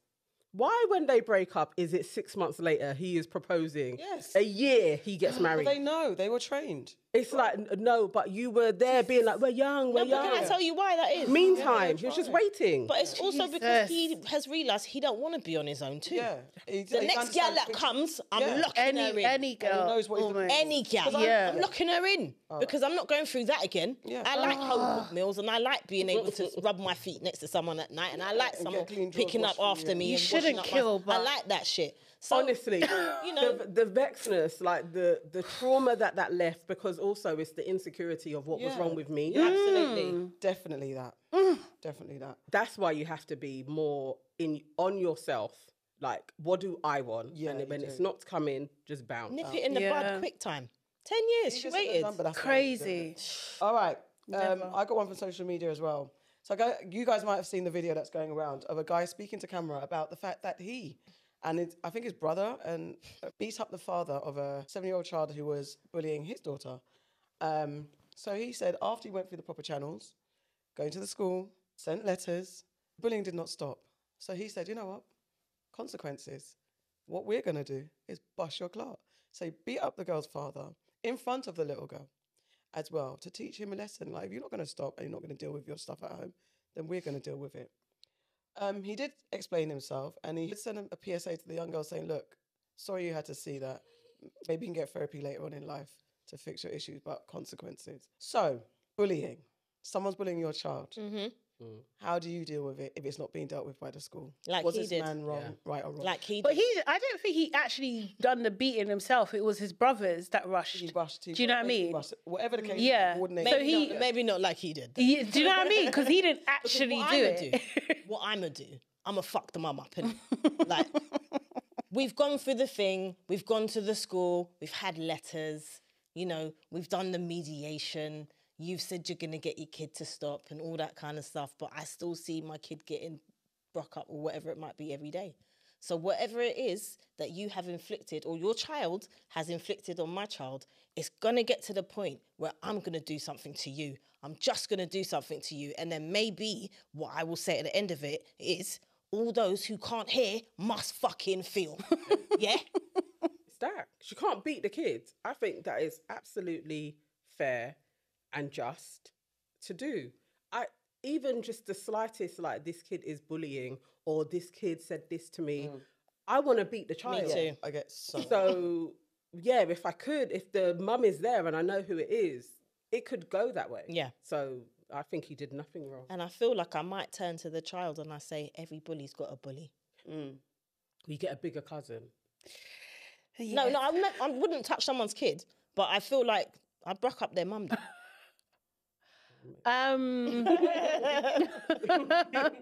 Honestly, I think, like, sometimes eye for an eye, you know, like, do you know what I mean? Like, you might just have to feel, like, I wouldn't incriminate myself, of course not, do you know what I mean? But, like, someone's going down, do you know what I mean? Yeah. And it's going to be public, and, like, me and my child will be laughing. We'll be eating popcorn and laughing. Do you know what I mean? Like, there's no two ways about it. And I think, like, if you're, it's not, I might have to create a villain. I don't know. Like, I would have to, like, teach my child the art of war. Do you know what I mean? And it's just like, okay, you might not have the biggest muscles, but you're going to get them back this way. Yeah. And we're going to destroy their family and everything. And we're not going to stop until... There's ways. That's what I'm saying. For me, there's ways. Seriously, I don't know about... I would need to know what the steps in between. To where you got to rush in the parent, because I want to understand. I'd like definitely a conversation with the parent. I've been down to my daughter's school a couple of times. My daughter was bullied in high school, and I went down to talk to the teachers. I went to her college. Actually, some girls tried to fight her. I remember went down to the college, spoke to the teachers, and was waiting for the girls. I didn't see them. Well, I don't know what would have happened in that moment. I wasn't going to beat anyone's child, but I definitely went to have stern words with. Definitely in her high school, went to have stern words. But fighting a parent, unless it becomes confrontational, I definitely want to understand what's going on and why your child's not being dealt with. I will speak to the parent. I don't know if my first reaction will be beating, but that anger and rage that you get when you hear your child being bullied and hurt by another child, whether it's a child or not, it's the worst feeling. You just want to jump down and punch everybody up. Definitely have to find my restraint in those situations that I had to deal with. But I definitely would want to meet the parents. My first reaction isn't to fight them, but if they do act wild, then obviously it's going to be... It's that feistiness that you can... It's the face... If they're met with... And what I might have to do is create a situation where you want to do something to me. Yeah. And then I have to... You know, defend myself. Exactly. You know, because I will run up my mouth. Yeah, 100%. I will. It will not stop. It won't stop. Think about the aftermath. What happens? Because in this situation with this guy, you got someone to rush the parents. I don't know. I don't know the whole situation. We don't know the whole situation. I don't ever care about all. But I do. I don't even think of what happens, because then that stops you. I'm going off of pure. Visceral emotion, anger, you are going to get it.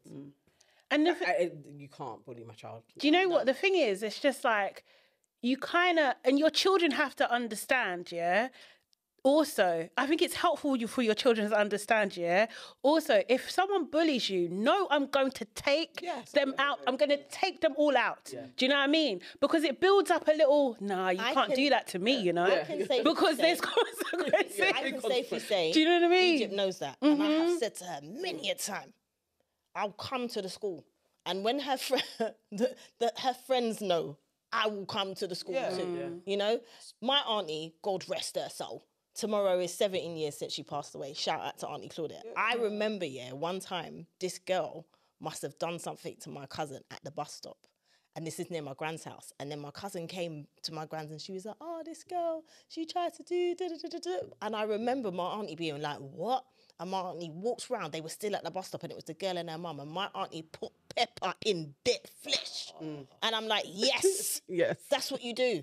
Who you fucking with? Whose kid are you trying it with? Exactly. I know that logically, everything you're saying, but I know physically, I'm going to want to brook someone. I understand. Not to say that I haven't felt that rage. And also, my child also is in conversations now. She's like, Mum, Like, she has said that, I know that you're there for me in every step of the way, because she knew I would show up for her. So I'm just saying, I've had the rage. I just thought... Yeah, no, it makes sense. Yeah. Think about it. Yeah. Okay. Did I slut shame my roommate? My roommate and I have been living together for 3 weeks. In that time, she's had 5 different guys come over and spend a night. She usually gives me only 2 to 3 hours notice. And while I was at work today, she texted that she was going to have guy number 6 come over. So I told her, we need to talk. When I got home, I said that we're both grown and I understand that she's dating, and I wasn't comfortable with the new guys coming round and sleeping over on her first dates for safety reasons. It'd be one thing if there was a couple of dates in it before she invited them back, but by her own admission, they talk for a few hours and then she invites them back to our flat. When she moved in, she said that she was on Tinder just to see what's out there and that she'd rarely have guests over, given that her job is a flight attendant. She's a flight attendant. But that hasn't turned out to be the case. I said that she has to either go to the guy's house or split the cost of a hotel room. For your information, these guys are older white men in their 40s and 50s, and she and I are the only black people in our immediate street. These men tend to come over in the afternoon and leave the next day. I worry what the neighbours might think seeing this. Even if these men were black, I'd worry about our safety and what the neighbours would think. My roommate got upset when I said, and she said that I was slut shaming her. I told her I wasn't, but I didn't think it was a good idea to have these guys coming over at all hours. What if one of them wouldn't leave, or they would hurt her or me? I'd feel a lot better if she at least Googled them, but she said she follows her gut. And if they were weird, she'd know. Guy number 6 ended up coming over, but she spent the night with him somewhere else. On her way out, she called me an overthinking and judgmental boomer. Oh, shit. Am I the arsehole, and have I slut shamed her? What do you guys think? What's her definition of slut shaming? Basically saying that she's a slag for sleeping with 6 people. She didn't say that, though. No, she just said don't bring people over. I think she is slightly slut shaming her. She should just own it. Yeah, she should just own it. Say that's what she don't like it. She don't like this kind of behavior. This is not the roommate for you. Like, you need to get another roommate. You need different. You need to find a different, or you need to move out and go somewhere else. Do you know what I mean? Like, it's just like, this ain't your lifestyle. To be honest, it's like, it's not your business. It really isn't. Okay. And you worrying about other people, what they think. Like, why should she care about what you're worried about? Like, do you know what I mean? Yeah. It's a bit wild. That's like, I get herself. Right? Yeah, I get the safety thing. I think that's a viable thing. Like, do you know what I mean? You can be concerned about your safety. But if there's I don't know, like, if there's no reason, if the guys are leaving, then what are you? Do you know what I mean? There hasn't been an incident. There hasn't been any proof that there is an issue. She's just sleeping with bare guys and you don't like it. Yeah. It's a you problem. She's an incompatible roommate. Yeah. Anyway. I think it's international dick. That's what I think. I think my girl's meeting them on the plane. That's what it's giving those vibes to me. It's giving stopover vibes. I'm telling you now. It's giving me those vibes. Maybe they're the pilot or the Maybe they co-pilot. have to go. That's what I mean. They gotta leave. Yeah. So that's why she feels okay. That I was with them the whole time on the plane, and they seemed okay. I know what their passports are. I know where they. Oh, that's probably why she feels okay. And she's following she's taken on what you said. She doesn't like it, but then she didn't bring the next guy. Yes. Do you know what I mean? He didn't stay over. So yeah, you did, babe. You did slut over. I think if she didn't throw in all the isms about it's the 6th one and she's only been there for 3 weeks, you can't say all that and then say, am I slut shaming her? You are. Because what you should have led with is, my roommate is bringing home different men and I do not feel safe. That's what she should have led with. Why has it got to matter? I think that's semantics. I think it's like, yeah, because she's slut shaming. I don't know is it slut shaming? Is she calling? If you don't like something, doesn't necessarily mean she's calling her a slag. It's just maybe like, I'm concerned about the amount of men you're seeing because of the safety issue, you don't know them, but is it automatically slut shaming? I think it is in this case. it's I don't a think. flag. Yeah, it is. Like, why do you care? Like, do you know what I mean? Because it's not just about the safety. She's worried about what the people in the area think. She's concerned about that they're white. She's concerned. She's she's still a problem if they're black. So you are concerned about the number of men. Say if it was this one guy that's come overboard multiple times, do you have the same issue? But she's not. You don't. And then Do you know what I mean? That she's also saying she's slut shaming her because she's saying she fucks them on the first night. Yeah. Because for her to say about if she had a few dates and then brought them back. Then she So if didn't she had a mind. few dates and slept with 10 men, that's okay. No, I took it like because you don't know them. So I thought, okay, it's the same. Yeah, maybe. Okay. But I also think that I think she was fair to state all of these things. Like, but it's. But own it. Own it. Own it. She pays the rent on it. Yeah. Like, she is the main one. You're the landlord. Like, if you're like, nah, this isn't who I want to live with, it's fair for you to then serve her notice. Like, your lifestyle isn't conducive to what I want. Was to the girl see. fair for saying you slut shame me? Or Yeah. She did. She's calling out the behaviour. Do you know what I mean? And then she took her man and went to sleep with him in a hotel. Do you know what I mean? I'm gonna do my thing. Okay. And it's not so bad. Like, literally, okay, you were called you were called out on your slut shaming. Just be like, I don't care. Yeah, you should own it. Say Don't be like, I'm such shame. That's like, you know when people say like, oh, am I racist? The racism is worse than you being called a racist. Do you know what I mean? Be like, yes, you are. Serious. Yes, I am. Ridiculous. Okay. Yeah. I am attracted to my caretaker, but I cannot date him. No. Not me. Just saying. Okay. I live on my an estate in East London. The area's not too bad, but it's an estate. Last year, the council hired a new cleaning team to clean our block and the surrounding areas. Okay. In the mornings, when I leave for work, there'll usually be one of the cleaners cleaning our stairs, for example. Out of politeness, I always say good morning and thank you because people are not invisible. And then one morning, one of the cleaners actually stopped me. They stopped me and said, sorry to bother you, but I just wanted to say thank you for saying hello and saying thank you. And I can't lie, when I looked at him properly, she's out of order. Anyway, looked at him properly, I was shocked. He was so handsome. Oh. Ever since then, we've been having small conversations here and there. Then it hit me that I like him. I realised I was starting to leave earlier, so we would have more time to chat and he would miss me if someone else from the cleaning team was there instead. He's got an accent. I can't quite place it. I think he's African. Okay. A few days ago, he asked me out and it caught me off guard. But I did say yes. When I told my best friend, she was like, hell no, nip it in the butt. Out of order. Oh my God, she's out of order. He probably doesn't have papers.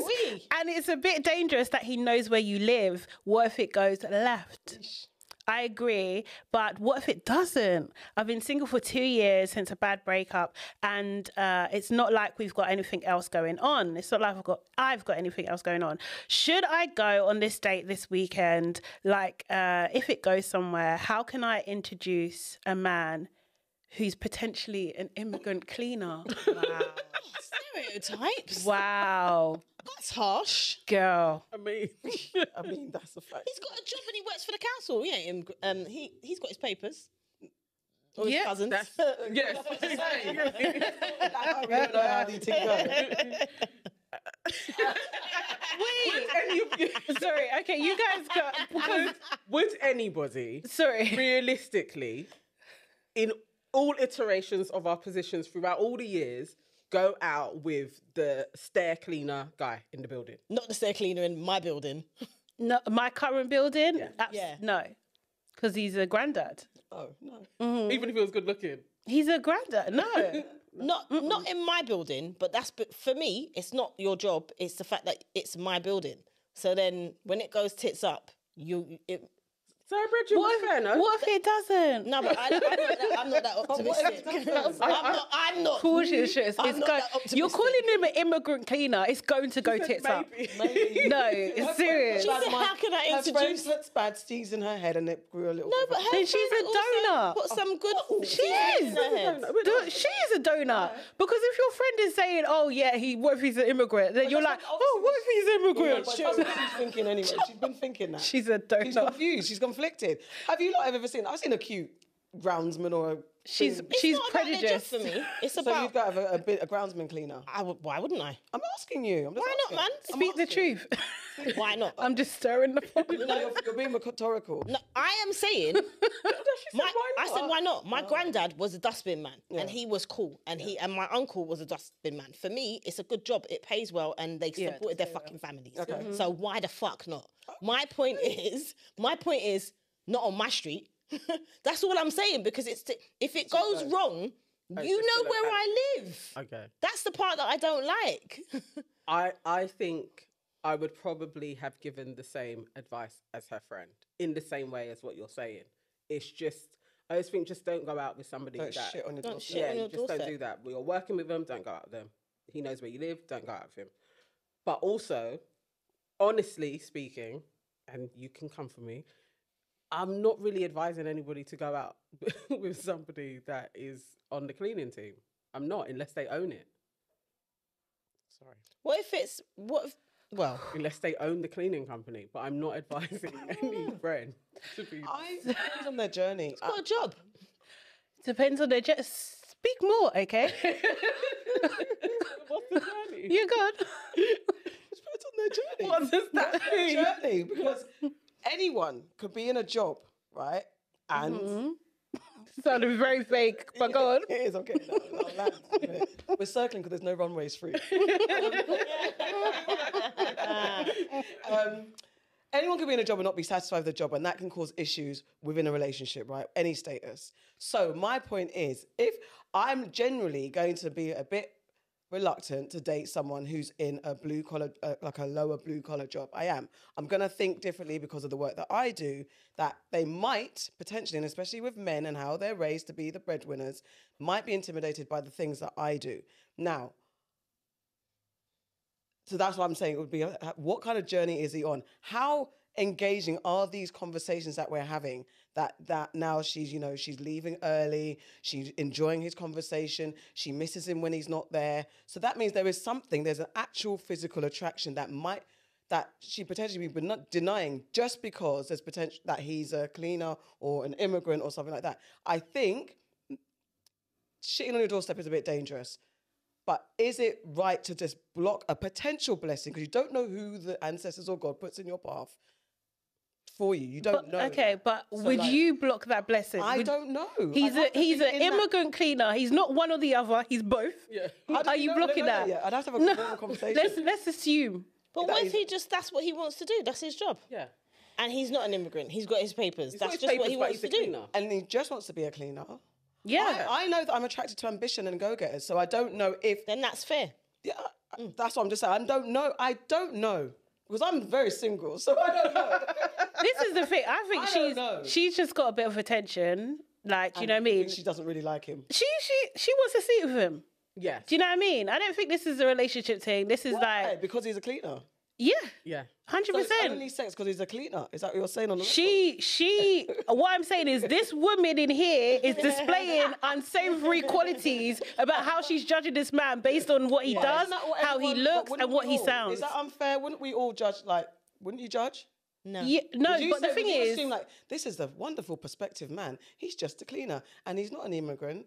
why just you a not cleaner? think- Why He's would a I think cleaner. that? My But to head's me not going to personally, I can't lie. Like, everybody knows, man, you gotta earn more than me. I'm not dating a man unless you earn more than me. So I'm not even gonna be. You're not even. Unfortunately for me, you're not even in my periphery. You'll be Like, looking you're not. upwards. No, I'm not looking upwards. I'm just like, hey, that's it. But I'm not seeing as you as a partner to me because it's a similar thing. It's just like, in my personal experience, men that have earned less than me are problematic. They've been problematic, and I'm not repeating that behaviour. I'm not doing that. I think that's the part that would be a concern. Do you know what I mean? But that's just me. Okay. I think we gave advice. I think we did. Did we? So what did we say? I'm Don't leave saying it alone. Just say hi and bye. I'm saying she needs to be don't shit honest. on your own dog Also, then. Yeah. I think she needs. I agree. I think she needs to be no, honest with herself and understand what it is. What does she want? And stop playing around with that man. He's a good, hard-working man, minding his business. So leave him the hell And alone. there's someone Leave for him alone. on another team. Yeah. All right. My boyfriend's pet name for his mum gives me the ick. Dear aunties, I've been dating this guy for about 3 months. Everything has been okay. I'm definitely enjoying our time together. And so far, he's not done anything to show he's a secret dickhead. Oh shit. Okay. But, Give it time. How long was she saying? 3 months. I recently spent the whole weekend with him for the first time. During that time, his mum passed around to drop off some food, which he's cooked specially for me, which was really sweet. That's of her. nice. She stayed for a bit, and whilst we were all talking, I noticed that my man kept calling her Mumsy Mums. Okay. Right. At first, I thought I was hearing wrong, but he said it more than once, and each time it made me cringe. His mum wasn't even bothered, and which irritated me even more. How are you letting your big 31-year-old son call you Mumsy Mums? I was seriously icked out. It's so unmanly. Mum is fine. Should I tell him that his nickname for his mum turns me off? Because I'm seriously turned off. No. What's wrong with her? No. She's annoying. I don't think she deserves him. She No. don't deserve him. What's wrong with her?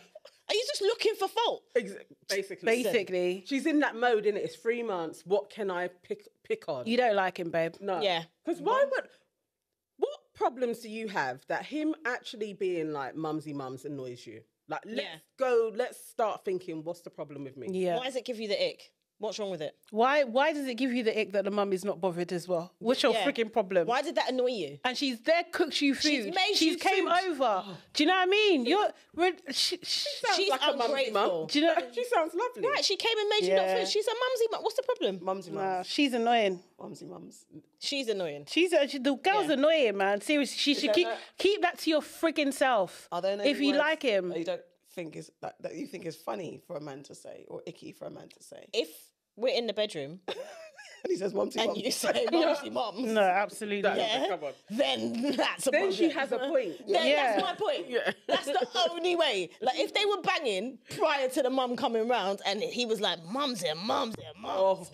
And I'm just saying that's the only way that I would be like, I'm icked out, I'm disgusted. That what would the be fuck is going on? disgusting, yeah. That's the only way. Yeah. But she didn't say that. Yeah. Are there any are there things like if a man says mummy or daddy or something? No, I anything think. that's emasculating? Do you know what? Sorry, in like obviously in our culture, mummy is standard. Yes. Yeah. Mummy, daddy is standard. Like, Yeah. do you know what I mean? So it doesn't bother me at all. all. I just think like, what is wrong with you? Can you not? You don't respect the fact that he respects his mum. And he's got a pet name for her. That's Do you know I'm what I saying. mean? Can you remember in Take Me Out, whenever the boy would come down and he would, or in the videos and the mum was there and everyone do. There was people have a problem Yes. when it's like you like your mum. Like, I want you to like How do your you mum. want him to treat you? There's the stereotype of the mummy's boy where every decision made, like the mum's practically the third person in the relationship. So I think the stereotype gone a bit too far, where the minute someone hears that their man's close to their mum, then they're like, oh my God, alarm bells. But actually you have to be discerning and really understand what that Yeah, I relationship is. question if you're not respectful to your If you're mum. not respecting Yeah, him, close it's to your a mum. massive aunts. red I- flag, like, man. I'm off. It's the first red What do I think flag. you're going to do to me? No. Exactly. You know what I mean? Exactly. So She him don't having want a- him. Him having a pet name for his mum should actually be respected.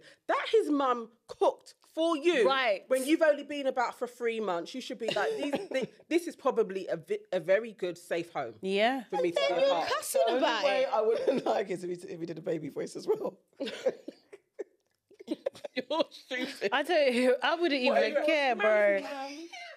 Mumsy, Mummy, I can't eat my food now. because that's a bit bitty, though. Okay. That's a bit Mummy, bitty. you That's didn't bitty, feed me. bitty. Oh, come, if she had said, my man, when his mum came over, was like, Mummy, oh, the food is too spicy for me, Mummy. Mummy, oh, let me blow it for you, baby. If that had happened, Mumsy mum. then yes. Okay. But that's not what happened. That's not what happened here, boy. I don't know, maybe she was covering up. Maybe that's what you did. Mumsy mums. Shut up. No, then you got to leave because that is bitty Leave it. behaviour. Yeah, if that's bitty behaviour. Yeah. No, you'd have to run for the hills, man. Any type of bait, you know what? I don't. baby voices. I don't like it. Yeah, That's I don't like yeah. it. Man or woman, don't do a baby don't like voice. it. Yeah, yeah, Yeah. That's a fair ick. Yeah. So unless he was saying mammy like that, That's what I mean. Fair. That's the only way. I don't like baby voices. then anyway. you're okay to be like that gave you the ick. Yeah. Other than that, you're But sounding she never like a said hater. that. She's a hater, man. She, yeah. We got time Yeah, to we go. got- Like, Have we does your got mum one more? like you, bro? Like, what's going on? She probably No, calls her- serious. It sounds like hating. It's like She hating. probably calls her mum by the first name. Do you know what I mean? Seriously. Hey. That's her real name. She Do we don't have like time for Yeah, one more? Have we? Yes. The time for one more? Yes. 2 more. Go on. it. Is it me? Okay. Am I the asshole for overlapping my relationships? Sounds like a man. Let's find out. I recently had a disagreement with my girlfriend after she found out that I was still in a relationship with my ex when I started seeing her. How it went, my relationship with my ex was on its last legs, and we were both seeing other people. Okay. Meeting my girlfriend now was unexpected, and I ended things with my ex before making it official with my new girl. My girl says I should have told her I was seeing someone else regardless of the situation, because it stopped her from seeing others and made her feel like she was being tested and my ex was my backup just in case. I feel like my girl might not have agreed to date me if she knew about my ex, but I didn't see it as relevant as we weren't really in a serious relationship. I was serious about my girl from the jump, and I didn't see it as a trial period. I apologise, but I'm not sure that I'm the asshole. How should I have handled the situation? Your girl told you how to handle. Why are you writing in? She told you. You should have told her from the start. Like, I think they're annoying, man. it's very clear she wanted to know what was going on so she could make a decision. You removed that because you were like, she may not have gone out with me. Yes. Yeah. Be single and then start dating her. That's what she was after. So you lied. So she can't really trust you because you will do things to serve yourself. So going forward, do the right thing. Just be honest. And That's I all. think men, sometimes you know what you wanted. You were serious about it from the jump. But were your actions reflecting that you were serious about her from the jump? Because sometimes whatever's going on in your head, it's saying like, yes, this is the one. She's going to be my wife. You're not going to let her know in the first few days, weeks, or whatever. You're going to be holding that to yourself, but planning. And that's that over arrogant confidence that you lot have, like, yeah, she's going to be with me. Let her make her own decisions. Don't see that shows your insecurity, that you're scared of that she might leave me and all that type of stuff. Give women the option. Remove the option, because that's what you guys do. You plot and plan. And your ex definitely was back. I was like, keeping your options open. Let her keep her options open and see where you lot land. If you're meant to be, you will be. Yeah, you are the arsehole. You're the arsehole because you should have told her. Yeah. And then you're very contradictory as well. You're like, I was serious about her from the jump, but you were still with your ex. And your ex was on his last legs. I bet you were fucking her. Yeah. You know what I mean? fucking her So up. if you're fucking her last legs, let me just one more for the road. Yeah. No, you should have told her because I just don't like the secrecy of it all. Yeah. Be upfront. If you know that you're ending a relationship, he could have just said, oh, I am still seeing, because fair enough, if you said to her, had that conversation, we're not exclusive, by the way, I'm still seeing someone else, like, what, you know, and then you had the conversation of, that's finished now, but you didn't. What you did was you thought, I'm going to have my cake and eat it, and I will take the best of both worlds, and I'll see which way I land. Oh, she's actually really nice. She's much better than my old girl over here. So you're fuckeries because you did that to the both of them, and I bet the both of them never knew about it. So fuck you. And I hate that thing where men think that they know how we're going to act. I've had so many men saying like, we know that you're going to act crazy. We know you're going to do this. We know you're not going to date us. You know, you don't know anything, and you're setting this script that women tend to by default end up playing because you are dictating how we're going to act. Give us the chance. Give us the options. That's and all what I'm you've saying. done now, because you've created mistrust, she's- she's probably going to be thinking, well, is your relationship with her on its Yeah. last Yeah. legs? And are you looking elsewhere for the next person? Exactly. And then you're going to blame her and say, you don't trust me, and then I'm going to have to leave No, I anyway. don't trust And I you. cheated on you because you didn't trust me. And then you're going to make her feel like it's her fault when it's all your fault. Just be decent human beings, man. Just be honest, like have transparency. It's just very, very basic. Don't think for other people. Do you know what I mean? Like, it's just not hard. Don't think for other people. Ask them a question. Tell them the truth. You've been Just do that. manipulative. Yeah. However, for women, when the options aren't as plentiful as men, would you have said the same thing to her? To like, she should tell him what's going on with her Just wondering. Yeah. Because you're dating. Yeah. I mean, do you say? Do you know what I mean? If they're dating, Precisely. I think, do you know what? It's the multiples, you say, I'm dating you, I'm dating this guy. Most women are upfront. And that's all he needed to be like, we are dating. That's it. Yeah. And then she says, you need to be single to date me. Then he weighs it up. Okay, so I've got to finish with old girl and I'm going to try this one. But you didn't give her those options. No, you waited to see who was better. and if you don't do that, that's what you're going to breed the whole mistrust. Then she's not going to tell you anything. Precisely. Do you know what I mean? Yeah. Okay, guys, thank you. Have you got anything you want to spotlight? Yes, I would like to spotlight Simply Shayo.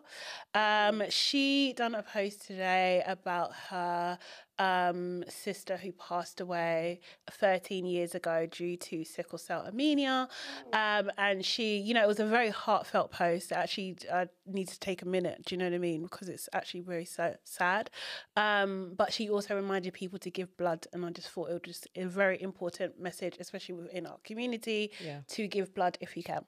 Yeah.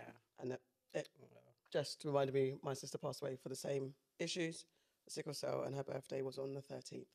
So happy heavenly birthday, sis. Oh, bless you. I would like to to spotlight Nadia Sawala and her page. And I just really appreciate that Nadia is on Loose Women. She's an actress as well. She used to be on EastEnders when we were kids. That she is giving her platform space to talk about Palestine, to talk about Congo, and to really rally other celebrities in her field to talk about, like, even if the least, to just say we should have a ceasefire. But also what she's doing is really harrowing because she could lose her job. She is the only one seemingly on her teams that is really being out there and doing lives, sharing things, like really shining a spotlight and galvanizing her community. So it hasn't gone unnoticed. I really love what you're doing, Nadia. And I just wanted people to follow you as well to get new information because she has lots of different types of information on her page. She's also a supporter of Earth to Earth Organics. She is, yeah. I love that. I would like to spotlight South African, I'm going to butcher her name and I apologise, Kagiso Malope, who is a woman who, is she an author? Yeah. Yes, so she's an author and she went to a Canadian parliamentary kind of event and she was on the platform and she basically took the time to talk about the number of children that are being starved on purpose in Gaza. And she was booed and she was, you know, she used her time there and she said what she had to say and then she was escorted and told that she's got to go. Yeah. So I just want to spotlight her for being brave enough to say that in a space that wasn't safe and just raising more profile about what's happening over there. And just quickly, Crooklyn, Spike Lee's film Crooklyn, one of my favourite films of all time. 30 years old this year, like in this month. Which is crazy. Absolute classic. It's based on his, kind of loosely based on his upbringing. It's a brilliant film. So check it out. And that has been Your Aunties Could Never. Don't forget to like, comment and subscribe. Put the like button. Subscribe to our YouTube membership. And we'll be back next week. Bye. Bye. Bye.